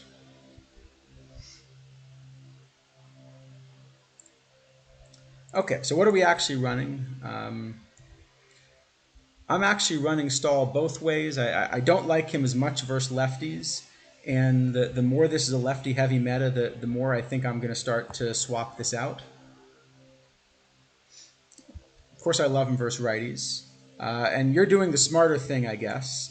So I guess I'm actually running a combination of him and Hap. Yeah, I'm partly running Hap as well at all these positions. And you're doing the smarter thing and actually platooning him with Hap, right? yep. And I think you've got the better choice there. Yeah, not much to say about what's going on there. Just, you know. Yeah, I think Chick Stahl is also one of these cards, and maybe Harris as well, but Stahl in particular is also one of these cards that somehow is actually probably going to become better when a few more cards get released. Because even though there will be some other center fielders released, there's just going to be hopefully more right-handed pitching, and that'll make him better anyway. Yep, if and when pitching gets a little bit more balanced. A lot of these strong left-handed bats will play up even more than they already do. All right. Okay. I know the cap efficiency award guy here. In the righty, yeah. All right. So finally, righties. In right field, yeah, Elmer Smith. He's 47 overall, and his bat is absolutely disgusting. Yeah. And again, these numbers are even given that it's a left-handed heavy meta, and he really wants to be a platoon bat in some cases. Yeah. This is just another card that makes no sense to me. No, this is a platoon bat that's doing this well in a lefty heavy meta. Yep. Elmer Smith might be better in bronze than he is in iron. I could see that. I'd want to DH him, and yes. There might be better options for that in particular, but sounds about right. Yeah. He's also at the top of the observed data, and this is again a huge margin. So this is really saying that, if you're going to be playing iron, you pretty much have to get Elmer Smith at this point. It's one of the key cards. I think everything from here on down should be Elmer Smith. I think so. Should all be Elmer Smith. I think there are a couple ways around it, maybe. Especially given that it's a lefty heavy meta, I do think you could find a way to get a build without Elmer right now. But this is one of the few cards that I think you really should try to find a way to go out and get if you're going to build an iron team. Kind of in almost every build. So the model loves him versus right. Tasby still comes out a little bit better versus left, just because of that eye. Okay, sure. We don't have any data on Willie Tasby, so someone's got to help us out there. Everything else is Elmer Smith. Yeah, just all of it. Elmer Smith is the biggest winner, and as much as we want to, find the 40 overall gem, You could put Phil Cavaretta here if you really wanted to. That's true. In fact, several of these guys, Rusty Staub can play some right as well. But I think as much as we try to find kind of these hidden gems at 42 overall or something, Elmer Smith just is a guy that can I, be in I so many builds that he's your efficient card yeah. here. I think Cavaretta plays slightly better defense than Elmer Smith does, so I'm playing Cavaretta in right field and DHing Elmer Smith. Yeah, But Elmer also that 53 rating. This is one of the few ones we've talked about where it's actually light on range, so yep, it's even worse than it looks. yeah. I mean, he's got that. He doesn't even have an especially good arm. I was gonna say it's got that typical right field profile, and it does, but like the bad right field profile where you're just looking at the card and asking yourself why he doesn't play left field. Yeah, I think that's pretty much right. Um, so I am of course running Elmer, but I'm platooning him to some extent. He's probably seeing a little bit of time both ways, but we're also seeing a lot of Ian Happ, who's really playing three positions Yeah. for me. So I imagine Ian Happ's also covering some center And yeah, yep, yeah. and Ian maybe a Happ's little bit of playing left as kind of well. three positions. Yep. And this is one where I really wish there were kind of a better right-handed option than someone like Tasby. I'd love to see like a right-handed version of Elmer Smith would be the best card in this meta. Yes. Wouldn't be close. And then And as I just you explained, I'm actually playing are Cavaretta trying here Cavaretta here because just to find a way to because get the bat. right. So when the team was given to me in the first place, it was of course Elmer Smith in right field and Cavaretta as DH, which is why Salko got bumped to catcher. And then I looked at the two cards and was like, well, if I'm playing both Cavaretta and Elmer Smith, like I'd rather have Cavaretta's defense in right field, and I'd rather have Elmer Smith's bat in the lineup every day. So, like, what are we doing? So that was an easy change. But I assure you, I am DHing Elmer Smith both ways. So Brent, we did actually contact them this week, and we were talking about whether we could get drops on the stream. They've got a process they go through, and I guess we'll hear back from them at some point about what the next steps are. But hopefully that's going to happen at some point. So I'm pretty sure we don't have a DH slide, right? Like, so No, that was actually useful to tell people. Or do we? We got a DH slide just because we're building with it. Yo! All right. So for the Bill data, it's always a little Salko!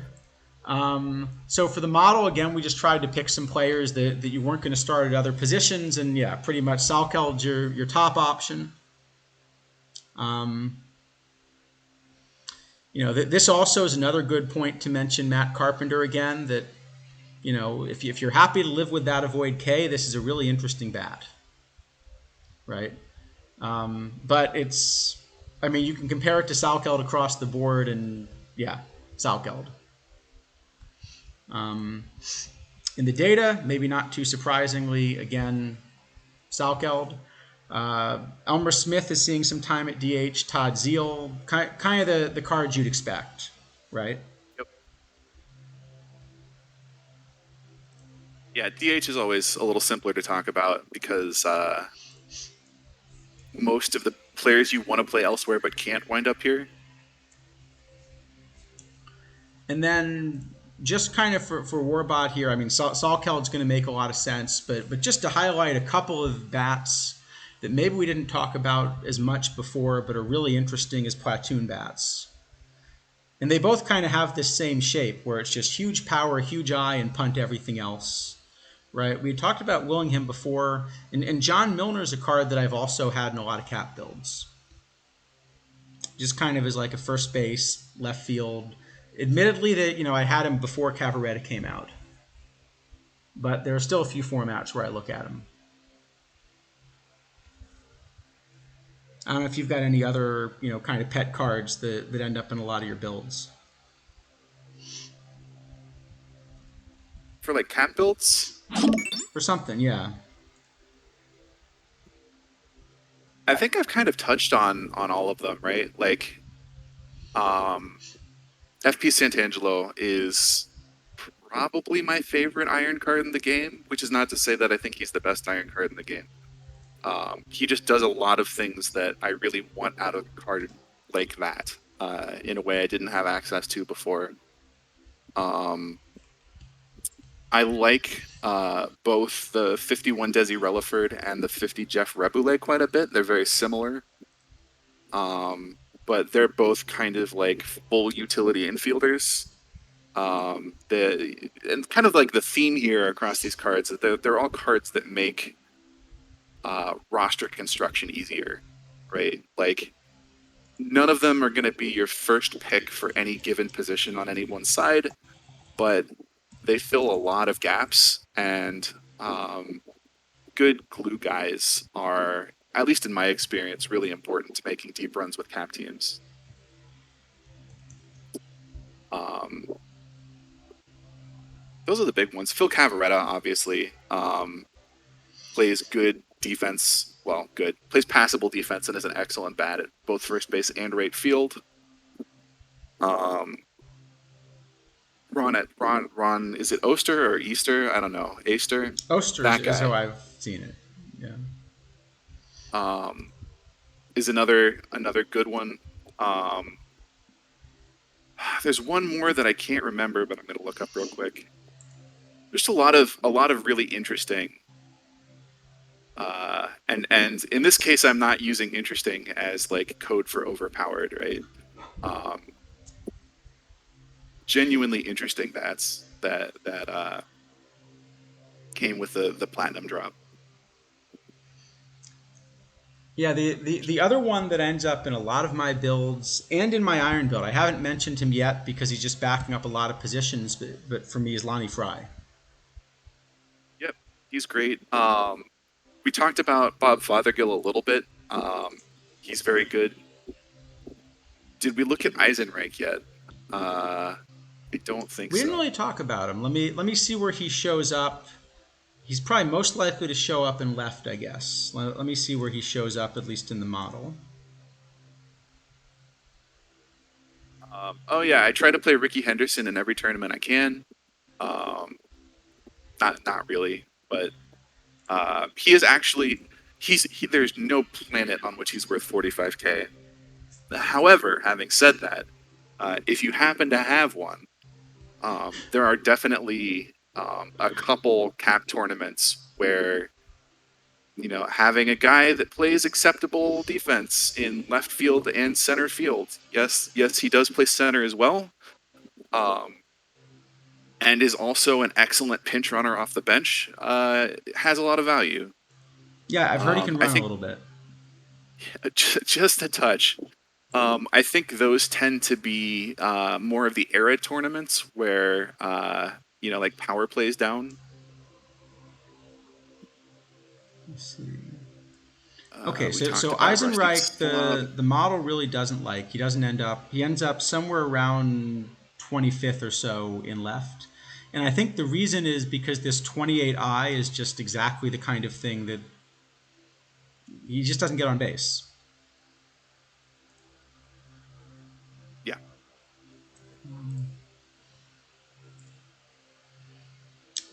Warbot's definitely just a big money ball kind of. It's a money ball kind of bot, really. Phil Linz is genuinely another one that winds up on a lot of my teams. He plays the whole infield except for first base. First base being the easiest one to fill. Um, Yeah. He's got a good enough arm that I don't hate having to have him back up third. But really, you can fill ins all over the place. You can. That's the best part. Yeah. He fill-ins everywhere. I mean, really, the only way it could be better is if his name were Bench. Now that guy never gets good cards. True. Bad. I at least want a that. Johnny bench that has a huge arm this year. Yeah, yeah, that would be cool. Um, let's see. Right, biggest winner. Yeah, Bill Salkeld's in 100% of the builds. You're going to use Salkeld. You should use Salkeld. You know, Yep. Don't feel bad about using Salkeld. and he'll get better if we ever have right-handed pitching. Believe it or not. Let's see. One last card that I think is just worth a quick mention here, just because we haven't talked about so many efficient ones, is this Ben Grieve card as well. Again, just kind of a cheap lefty with a bunch of power, some eye, and kind of does everything okay for left field, right? Except for Oh, the only playing one position bit. Charles, I remembered the other place where I play Aaron Sibia. Yeah. It's in the gold historical cap. Well, that's There, it. I'm pretty sure. Just thinking that the huge power is going to play up. You mean? Well, I'm pretty sure I'm platoon. Well, I'm not platooning. I'm running Tettleton as my everyday catcher, and then Aaron Sibia as a backup. I see. So KK, I think if you're not playing Salkeld somewhere versus right, you're probably making a mistake. Versus left, you can get away with something else, I'd say. That's correct. I don't know that you have to. Like, he is pretty splitty, but like his VL is still kind of okay. Yeah. But at that point, that's very much in the like you're choosing your compromises territory. Right. Okay. So what I'm doing is I actually am running Salkeld both ways. I don't love him versus left, but most of the relievers when a lefty starts are going to be right-hand relievers anyway, and so I just kind of live with it as a way of not having an extra platoon. I think in a one-off game, if I were microing, then I would probably play my backup catcher, whichever of Bubbles and Ruiz wasn't starting. I'd probably be playing one of them versus left as DH instead. Yeah. And that's probably actually a fair comment about really any of this. Actively managed tournaments are going to have meaningfully different roster building considerations than passively managed tournaments. Yeah. Just in general. Let's see. And you and this is where you I have decide Elmer to park stuff up with. Elmer, just trying Yep. to put Cavaretta's, slightly less lack of a glove in right, and then Elmer here. Yep. Yep. And it's possible that when I go and revise this team, I will wind up putting Elmer in right and Salkeld here and someone else at the other place. Yeah, the next time I revise the team, Yeah, I'm at also catcher. gonna switch. I think I'm gonna just finally go all in on the idea that it's a left-handed meta and put some more right-handed bats out there, because this has slowly been building over the last few weeks as more and more players have started, playing Tannehill and Plank, and yeah, I think I should be playing a there's little like a bit lot of more really. versus lefty roster than I am. Wait a minute, Lucas is Lucas left-handed? Am I remembering that wrong? Yeah. Yeah, he there's is. been a Okay. few. Whew. I just had a moment. Here we go. In fact, we can go on. Let's talk pictures maybe. Let's talk pitchers. So this is the last format we've talked about where we're still seeing 13 pitchers on the winning rosters. Yep. And I think a big part of this is because, again, all of your iron cards have flaws, and one of the common flaws is going to be stamina. Yeah, that's very true. I think another consideration here is if you're not doing silly things like playing Bill Salkeld at catcher and valuing your defense in the field, maybe you can more easily get away with 12 arms. But my roster is doing silly things at the moment, so 13 it is. I'm running better catchers and running 12. I think, yeah, with Salkeld you probably do need 13. So for the model, we've actually taken all of these lower stamina guys. So someone like Lucas, Warbot really just wants to make a reliever. He's going to give you That's great fair. innings, and I love him as a reliever in cap formats too. But Warbot looks at him as a reliever. So Warbot really only wants to look at some of these high stamina guys. And you notice that means it's almost all lefties, right? And We're that's kind of sorting what a you're seeing in the lot of meta. lefties to the top here. Yeah, you've got Mambuket, who's also pretty splitty. And then other than that, you've got just sort of lefties with good stamina and also kind of universally no movement. Yep.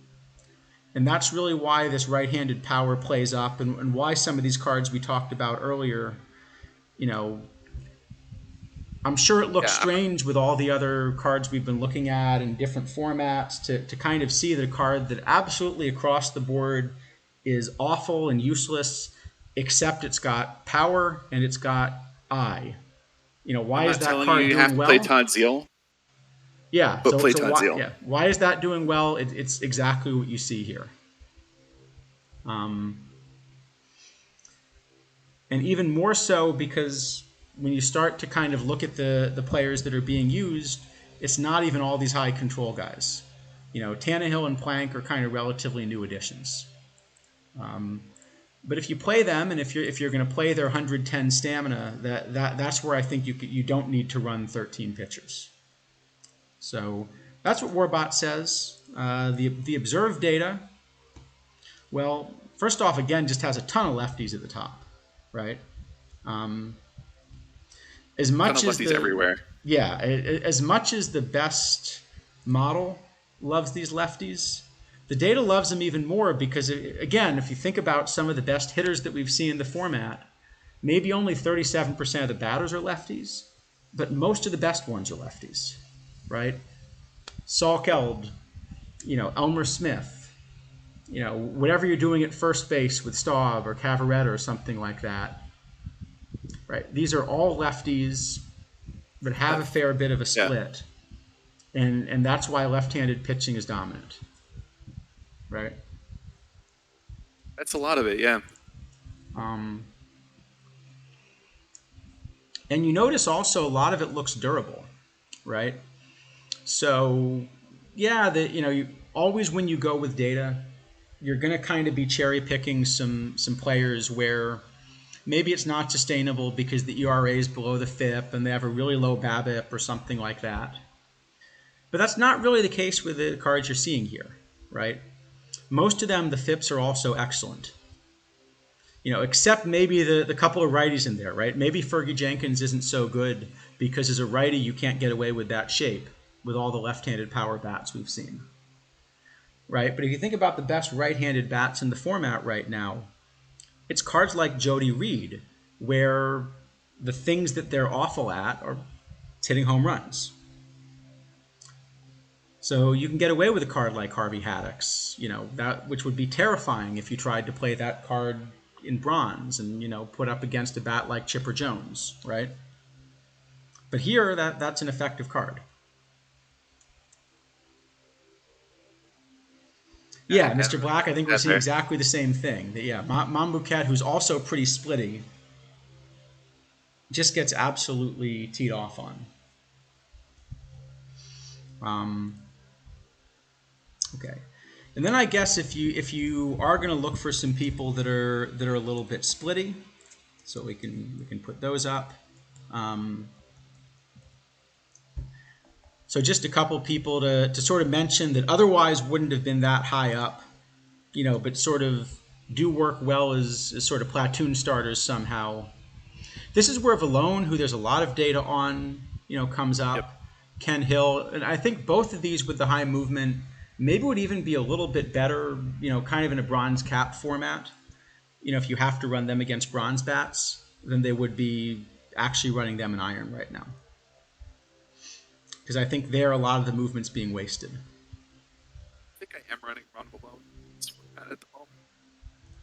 Hold on. Can you turn up your volume? You just went faint for a second. Yeah, no, I was stifling a yawn while trying to talk. I think I'm also playing Ron Valone, uh, like in Iron right now, and he's been fine. I was definitely playing him the whole way till Tannehill and Plank came out.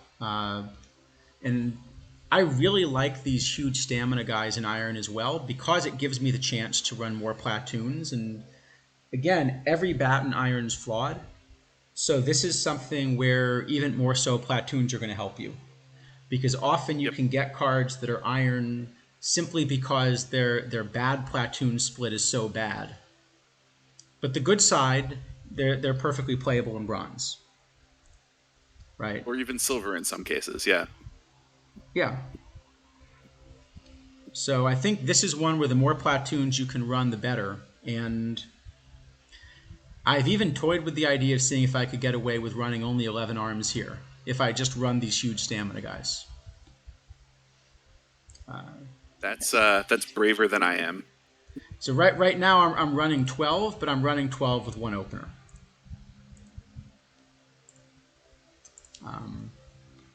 Okay, right. So going back to the data, your biggest winners, it's the lefties, right?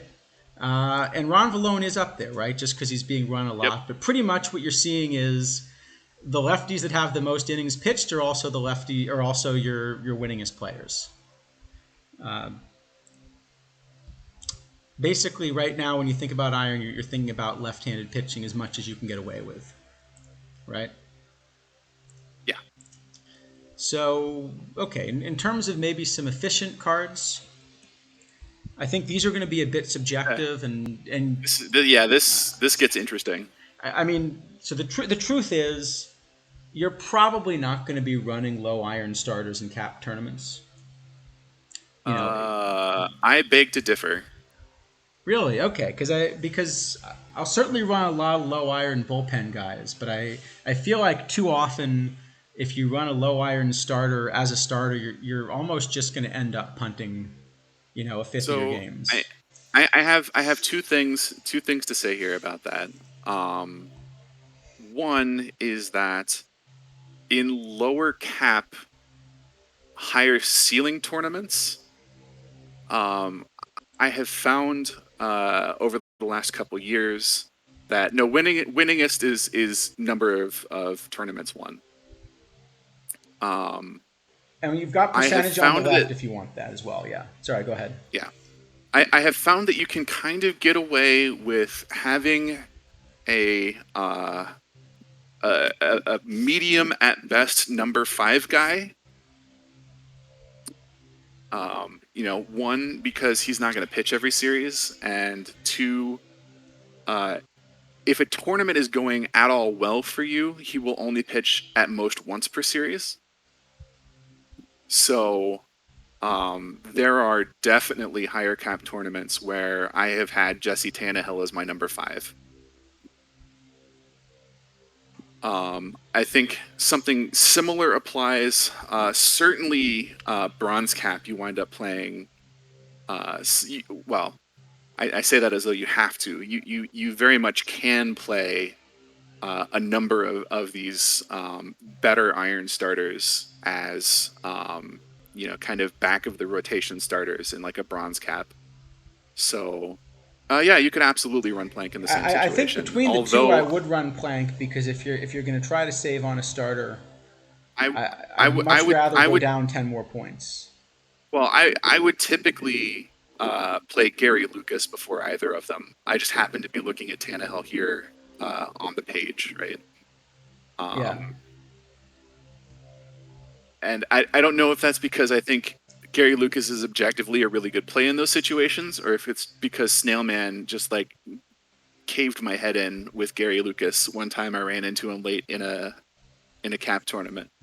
Either way, if you can deal with the low stamina and again as the number 5 guy, if your tournament's going at all well, you're not worried about throwing him twice in the same series anyway, so he'll have plenty of time to recover.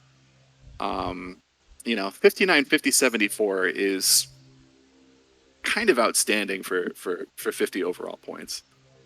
Yeah, I think if I'm going to do one of these, I'm at least going to throw a really high stamina guy like Plank. I want to say I'm running Tannehill in the in the golden historical cap as well, because control played significantly up in that format, which was why I played him over Plank. Like I didn't really need the extra 10 points, and Right. the 11 points of control was, or 10 or whatever after splits was more relevant than usual. Um, all that to say that there are definitely situations where you should at least consider playing an iron pitcher kind of in the back of your cap rotation. Um, it's absolutely not always correct. Um, it may never be strictly speaking correct, but it is a reasonable option and Yeah. gives you potentially, in some cases, another 30 or 40 points to spend elsewhere. Yeah, I Um, think the only time I'm doing it is iron cap. I think everywhere else, I'm running plenty of iron guys out of the pen. and But I'll do it in I iron guess, cap. but I I'll guess do it in my iron cap. I'll do it in bronze cap. yeah. But I would consider doing it in silver cap. Um, and typically the hedge there for me is that um, in higher cap tournaments when I'm doing that, like in a silver cap when I'm doing that, it is so that I can carry like one or two useful bullpen arms. I think that's exactly the trade-off, and I guess I've become a little bit more of a believer in kind of just net runs being important and like Pythagorean and things like that, where I'd rather invest those points in somebody that's going to hopefully get me 6 innings, every 5 games, than Sure. somebody who's going to get me 2 or 3 high leverage innings. Yep, that's completely valid. Uh, Ironicus also makes an excellent point. I would seriously consider a Tannehill or a Plank at the end of a 5-man rotation in a best of 5 cap tournament. The other thing, by the way, is I absolutely do not trust my AI manager not to just throw my fifth starter randomly in game one. Okay, that's fair. that's I will never try and talk anyone down from the AI manager is bad and I don't like letting it make choices. That's I think that's a no, that bad way yep, to put a build together, but that's a fine place anyway. to be. So just to throw a few names out there that are kind of worth thinking about.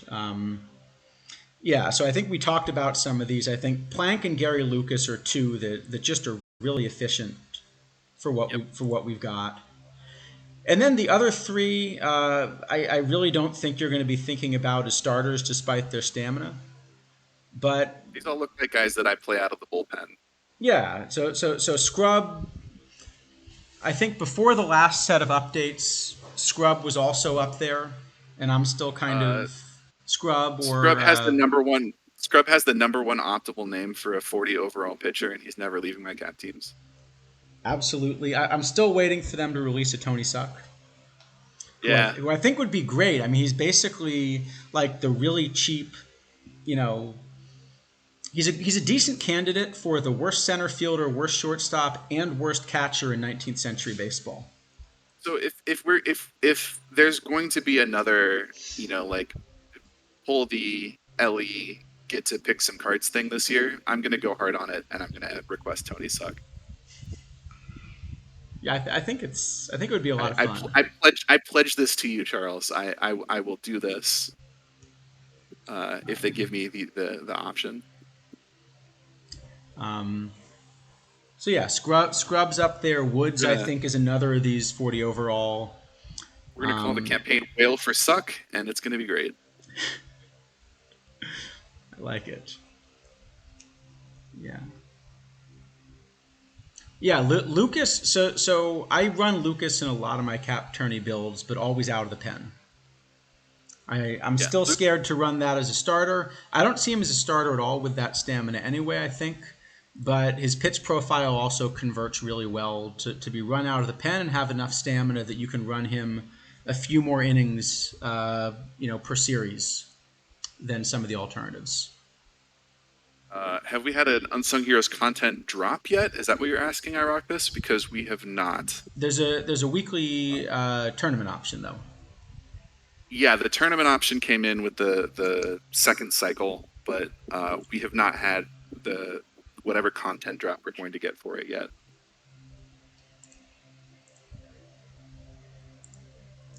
Sounds right. So presumably we both have some pitchers here.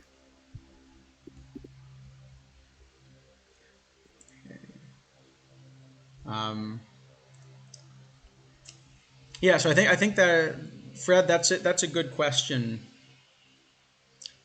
I suspect we're going to give different answers because my answer to that is generally I just won't run Lucas or Strider as starters. I would much rather run them as stoppers out of the pen where they can give me multi-inning stints and still do that a couple times in high leverage situations each series. But I'm definitely in the minority on that. I think most people are looking at Strider as kind of a really effective cheap starting option instead, at least in the builds I've seen. Yeah, and I'm in that camp.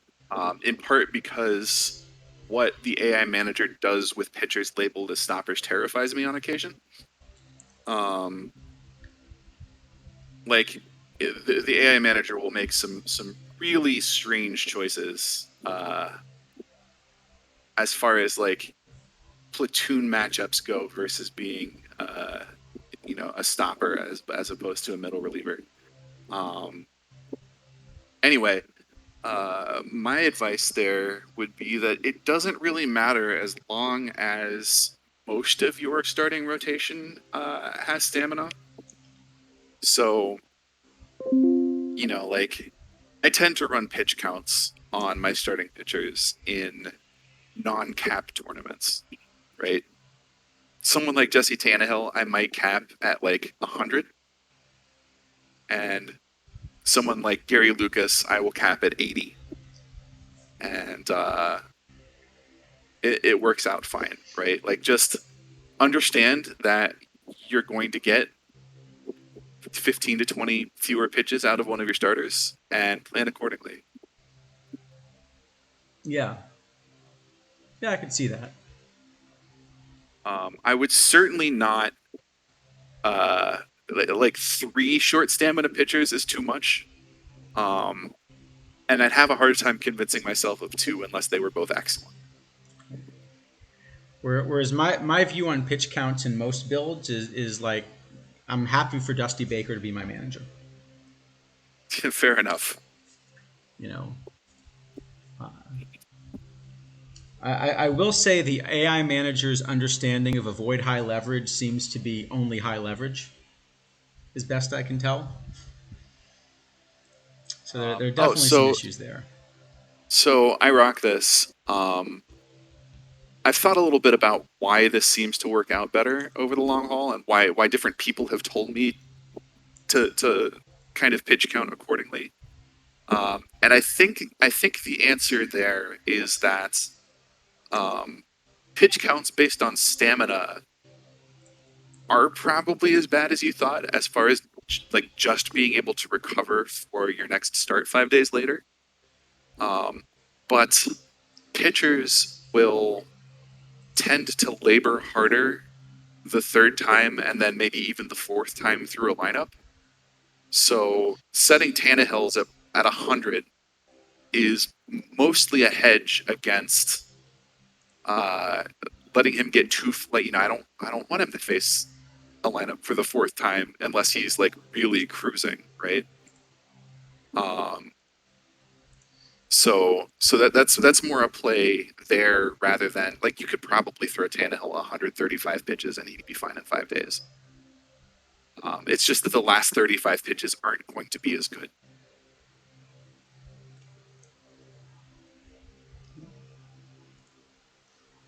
Let's see. And if I'm actively monitoring the tournament and like my bullpen is kind of shattered, uh, I will absolutely like, back way off the pitch count for a guy like Tannehill or a guy like Plank. Just be like, nope, just throw him till his arm falls off. Makes Um, sense.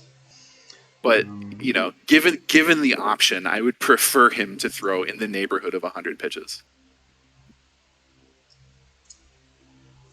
so I don't know about use less often versus avoid high leverage. I've just not had a lot of success at getting the AI manager to make the choices I'd like them to make. So I kind of accept at this point that pretty much anyone you give them as a bullpen option is going to get thrown into some situations. I Yep, still kind of like that's stoppers 100% a true. little bit when I've got someone that can throw a multi-inning stint, because the one thing the manager seems to do consistently is when they bring a stopper in the game, they keep them in the game. Okay, that's interesting. Um, And that that, now like, we that could that will sometimes mean that like they'll put Eckersley in for me in the league, and he'll go 4 innings and then get blown up in this fourth inning. we could probably do a whole stream on our own lived experiences with AI managers making pitching decisions, right? Like this, it's we don't have any deeper insight in the sense that we don't like know what the code looks like or how it works or how it's meant to work. Um, but yeah, like if if Yeah, you you need the want game your logs manager, exactly. yeah, yep.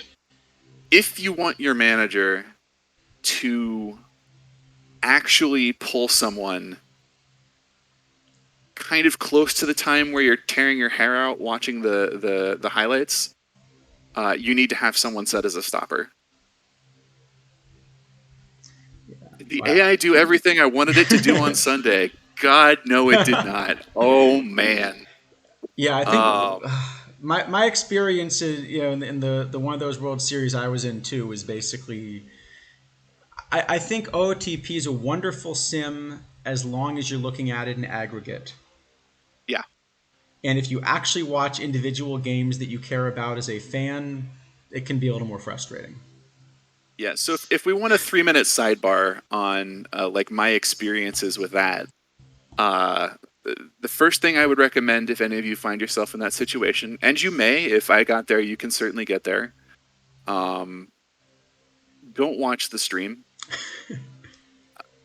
It, it for me, it's particularly bad because I'm a very anxious person, and it sort of put me further on tilt than was useful at times. Particularly given some of the live and in action managerial experiences that I was watching. Like, how do you send the guy? I don't care if it's Jackie Robinson. How do you tag up a guy from second down 1 run with 2 outs? It's like why are you doing that? The Um, well the one that got me trying to watch the stream live, and that's another one to think about, was I had a potential clinching game up 3-1, mhm. and the game went 13 innings, and I had to figure Yep, out whether to keep watching the game on stream or peek at the result and set a roster for game 6. yep, yeah. If you care about winning, and if you're in the Perfect League World Series, you probably care about winning. Don't watch the stream. Manage your team. Feel free to pop into the stream on the travel days to like say hi to people and whatever, but manage your team. Um, make sure you have kind of an understanding of how and I'm sort of laughing at myself as I say this of how the manager is going to use your pitchers given different settings, and that's something you can only really figure out by playing with them over the course of the regular season and actually paying attention to what they're doing, right?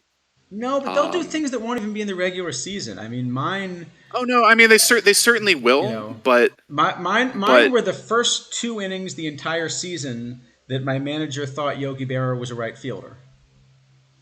yeah, and mine definitely decided to throw Jerry Kuzman in Game 1 on the road, despite my opponent's park being lefty cheese and having like no useful left-handed bats, and my having brought Tex Houston onto my roster specifically for the situation and set in the number 1 spot in the rotation. But uh, yeah, so like that's a whole thing. Um, the other thing that I would the other piece of advice I would have for people is to not take any of it personally, right? Like Charles said, this game works much much much better. Um, when you look at it in aggregate than when you're kind of sweating out individual games. And crazy shit happens in Sims, in individual Sims sometimes, right? Like I think there were 4 or maybe 5 passed balls in that World Series. It was nuts.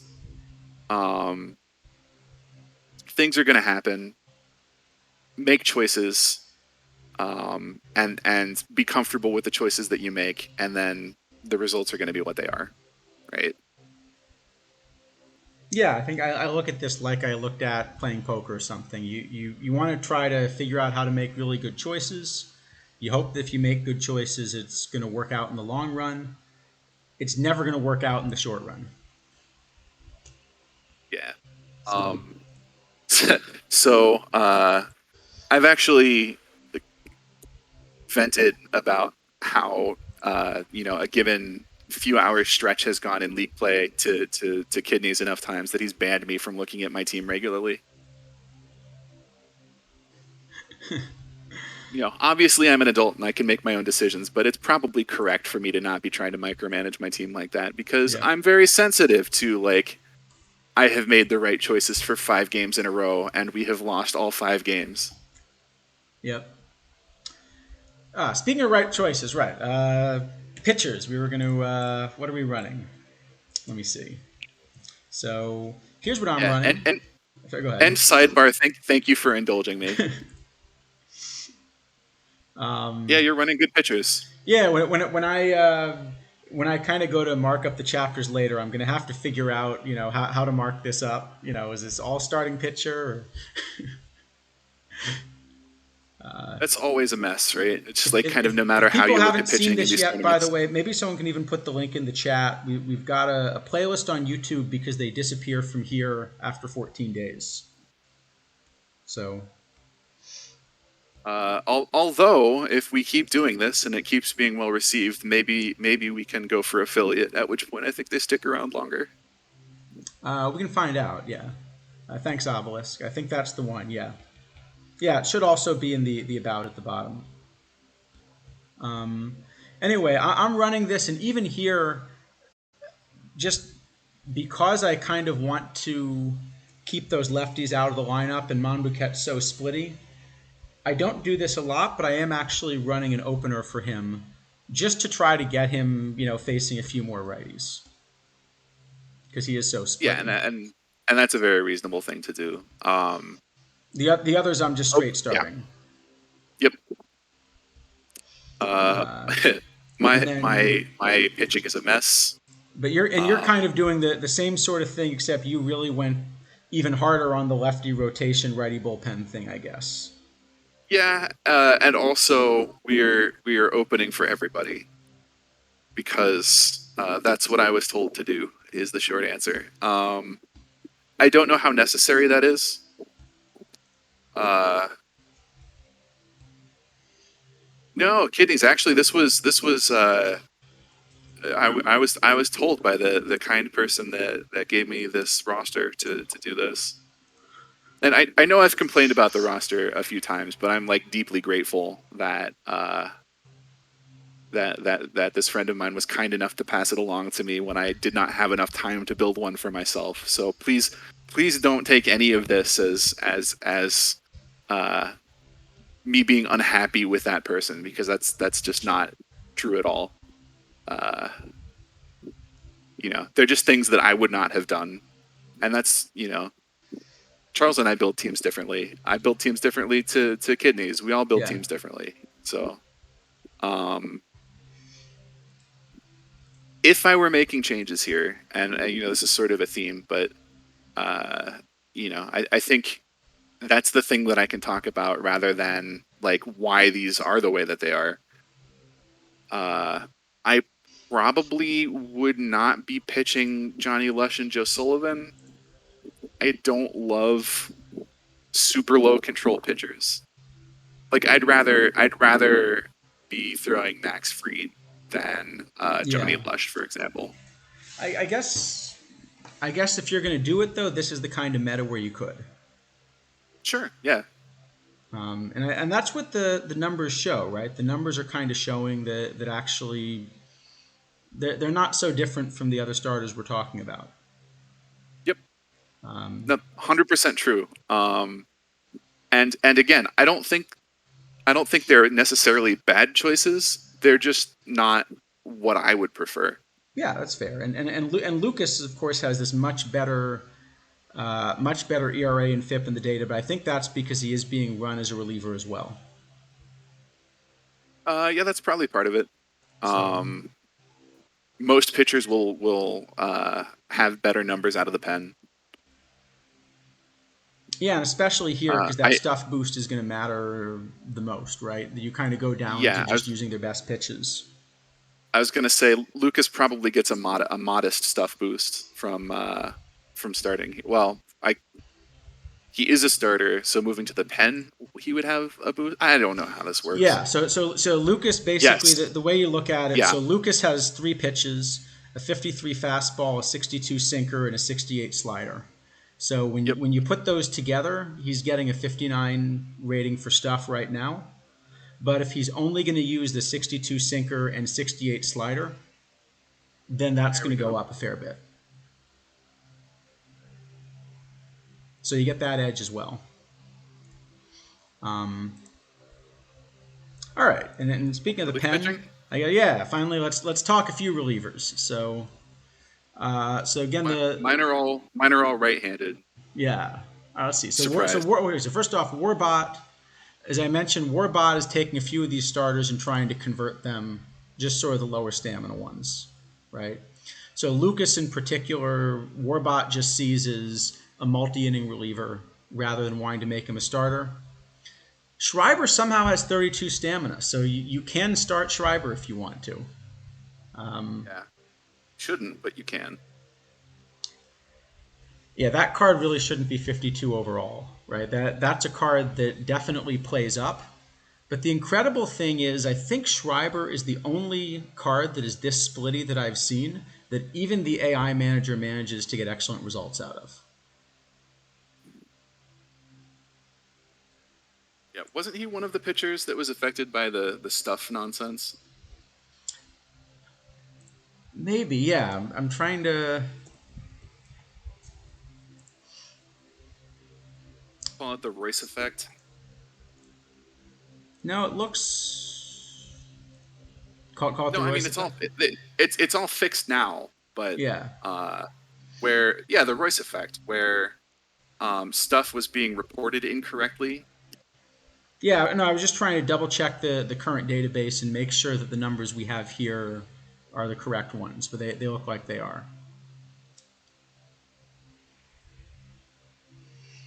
Um, Oh, I rocked this. There was an issue, um, I guess earlier in the week, where and at the end of last week as well, where certain pitchers had stuff in particular appearing differently, like on the card and in the shop, right. and it was explained to us that it was a display issue.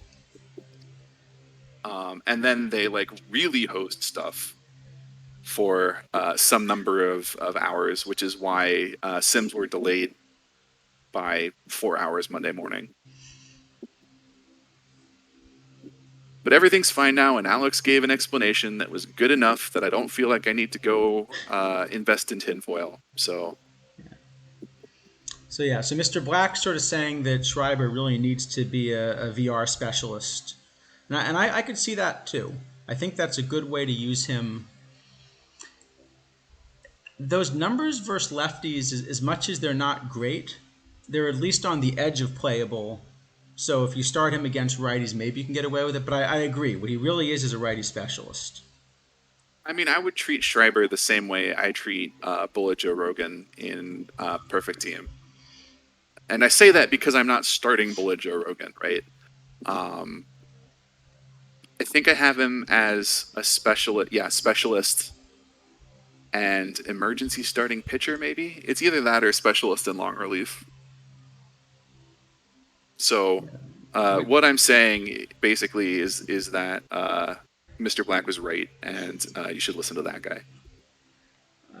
Teddy, which Minter are you thinking of? I I haven't seen an Iron Minter. I think there's just the live is a perfect, and then there's a historical bronze, right?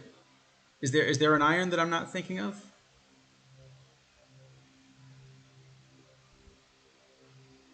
Okay, fair enough. Okay, so that's the model.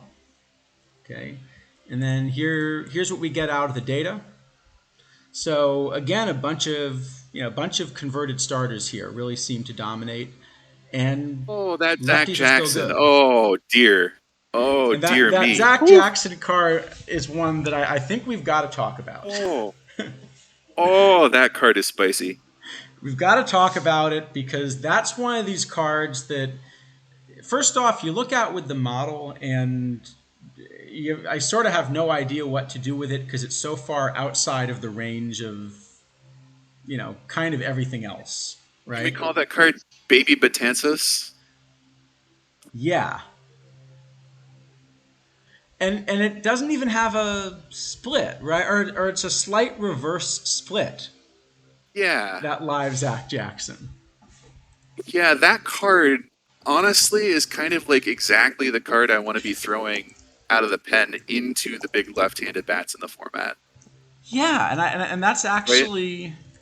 Like he's either gonna get him out or he's gonna walk him. And I probably, if I wasn't gonna get him out, would prefer to intentionally walk them in the first place. So like yeah, maybe it's fine. No, that's actually incredible. I'm just curious. Does anyone happen to have Zach Jackson's real life stats? Because I'm just wondering what exactly gives you live ratings that look like that.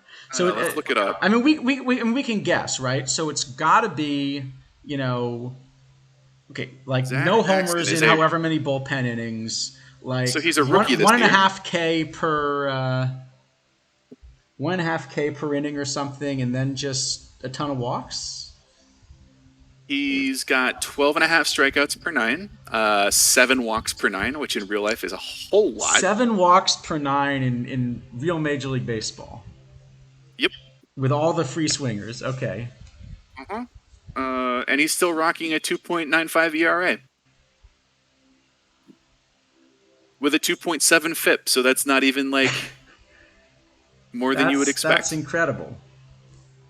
So it actually kind of fits his profile here. Yeah, that's a good question. How many hit batsmen? Good question. Just the one. Just the one. All right. I've got to admit, I kind of want to start running this card. Oh, I'm absolutely going to run this card. I can't tell you. Playable. I can't tell you how badly I wanted to run Dylan Betances, and I actually did for like 3 days before I had to got tired of cleaning the vomit off of my desk. But this is the format where every card is flawed. So like, who cares if you've got 18 control? Just go. Yeah, no, this is exactly the format for it. And as you pointed out, even more so against the specific lefties that we've got, where, yeah, if you're not going to strike them out, you might as well walk them, right? A lot of the time, yeah. Let me see what I've got. Oh, wow. That is... Maybe don't have Bill Salkeld catch Zach Jackson. There's some good. But otherwise, I'm kind of into it. All right. I'm looking at this. The model says, yeah, they think Zach Jackson against iron is going to strike out 11.8 per nine and walk 8.4. Okay. And end up somewhere about 15th in FIP is what they're suggesting among relievers. So like just outside that top 10. Yeah. Well. I think the observed data likes him a bit better than that. Now, to be clear, 2,000 innings pitched is enough to get an idea, but it is not close to enough to be certain. So, like, we may both go run Zach Jackson all week and have terrible experiences and And the ERA is also below the FIP, although I should point out that this is exactly the kind of card where you would expect that ERA and FIP might not agree. Yes. I mean, it's Very just much the case. such an ugly shape Well, compared with everything. for this pitcher in particular, walks are probably not worth as many runs as they are for the average pitcher. Yes.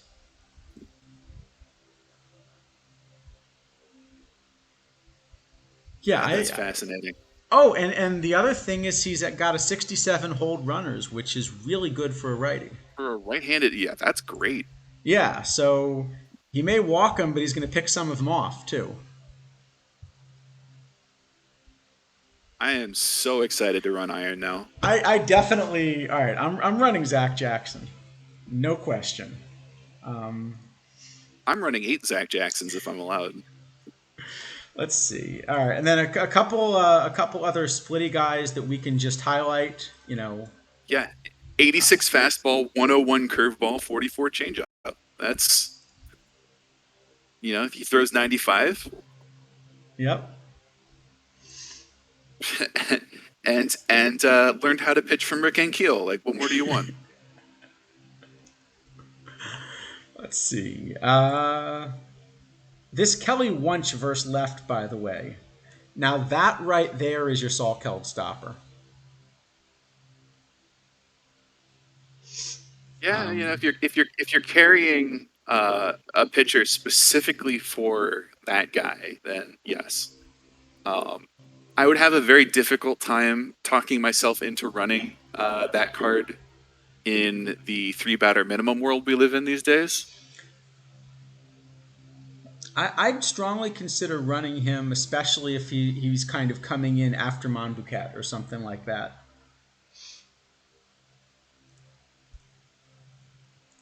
Or if I'm really being adventurous, if you're really being adventurous, he's your opener into Monbouquet.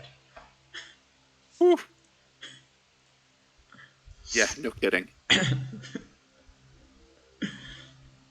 Yeah, no, Wunsch is definitely a specialist. Yeah. The other thing to remember is that 3-batter minimum is only true if you don't get out of the inning.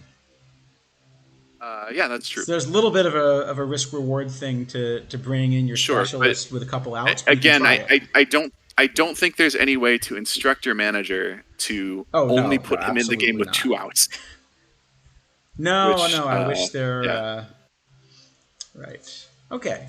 And finally, since we actually might finish this on time tonight. It's probably too early for me to say that, right? Yeah, let's not jinx anything. All right.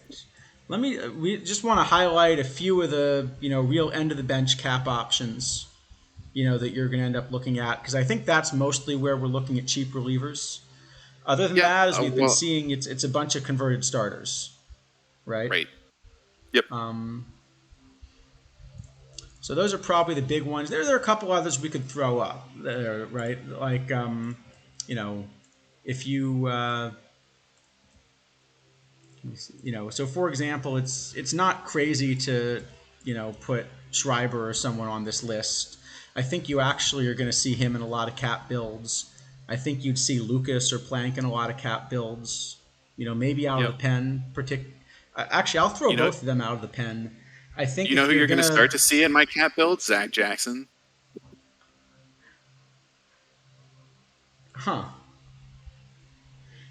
I feel like against the better hitters, the control kills him, but I don't care. This is a meme now. I would love to see a team that kind of has all that shape and just sort of see what happens. We'll call it the Conga line, and here we go. Like the old Bugs Bunny. Yeah, exactly that. You're right though. I mean, Zach Jackson is a. Yeah. Let me just find those numbers again. Yeah, actually, here I'll put them up. I'll put them back up here is what I'll do. Just so we can kind of take a look at that again. That's wild. And again, the limited data, he's perfectly playable. Yeah, Mr. Black. So Marmol's in there. Marmol is a card I wanted to be a little better than it was. Betances I've gotten away with a little bit, and Chapman too. I think I've gotten away with a little bit. Um, yeah, kidneys. I 14, maybe 15. um, I mean, the good news is that you may not need defense because we're living in. Well, no, that's not true. We're trying to reduce home runs, so two true this was outcomes definitely doable in 22, right? and In bats 22, maybe. there were some of these where the shape instead was like Are we 140 stuff and then 2020, right? are we going to get into the slickest of Castleman? No, I'm saying there were some iron pitchers that were Oh, that were really just like playable. literally all stuff. Yeah, that were all stuff, no movement, no control. And this is a much better shape with the movement. It's so inviting. All All right, right, what do our all right. bullpens look like? I'm And definitely why going to does try not this. why do neither of them have Zach Jackson in them? How bad are we at this? No, I think I'm going to have to edit my build real quick. Oh yeah, so what are we actually running? Just kind of to finish up.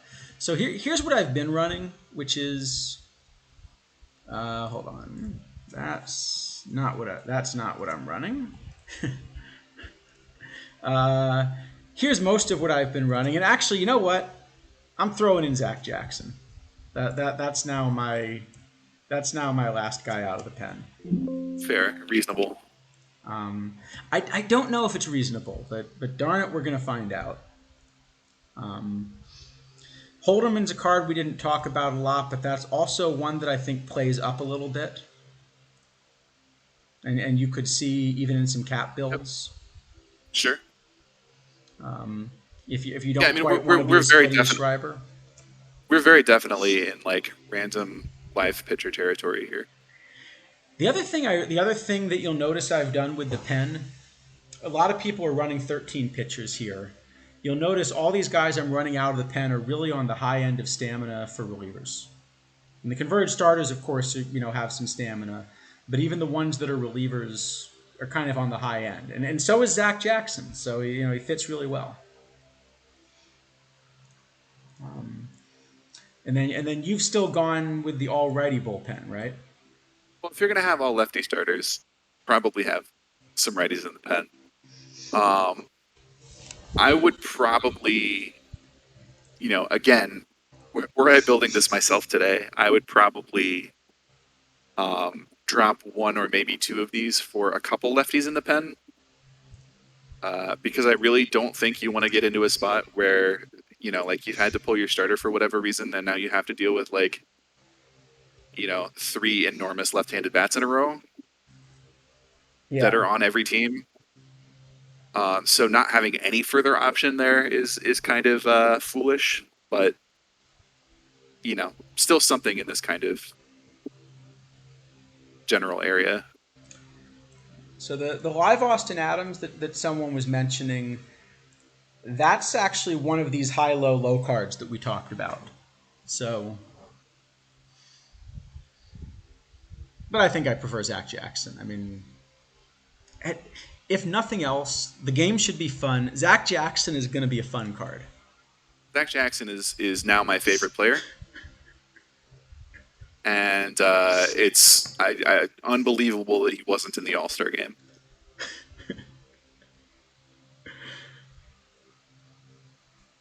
So I think that brings us to the end of the scheduled content. Hey, is there anything else on time for once? Any More other or questions less, yeah. people have? Take like 5-10 minutes here. Plan on closing at the end of the hour, but at the latest. But if let me see if there's anybody that we can raid who's kind of going. But if anyone has any questions about this, about other out of the park stuff, no kidneys, you should not go flip Zach Jackson on the auction house. Of course, I'm obligated to say that. Whether or not you want to take that as advice is up to you. But on the other hand, if you do want to finally sell me a Willie Harris, you know,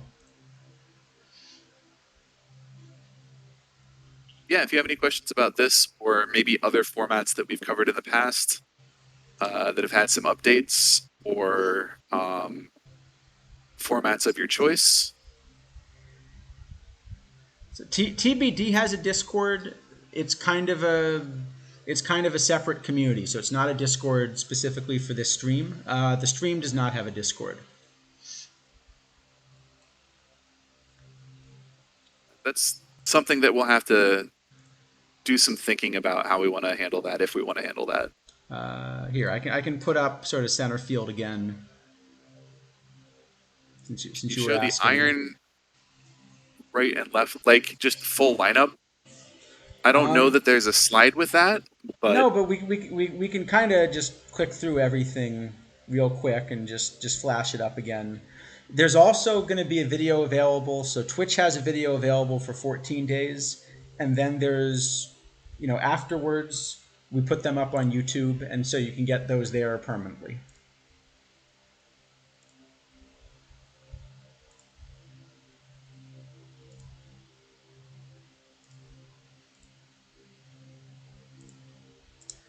I'm looking. I don't see anyone to raid, so maybe this is a good point to just go ahead and end, I guess. So yeah, thanks everyone, and so next week we'll probably be doing either, going back, depending upon what's released. We'll probably either go back and check in with something like Silver, which has been about a month and a half now since we last looked at it, or um, or maybe we'll look at some other format if someone's got some good suggestions.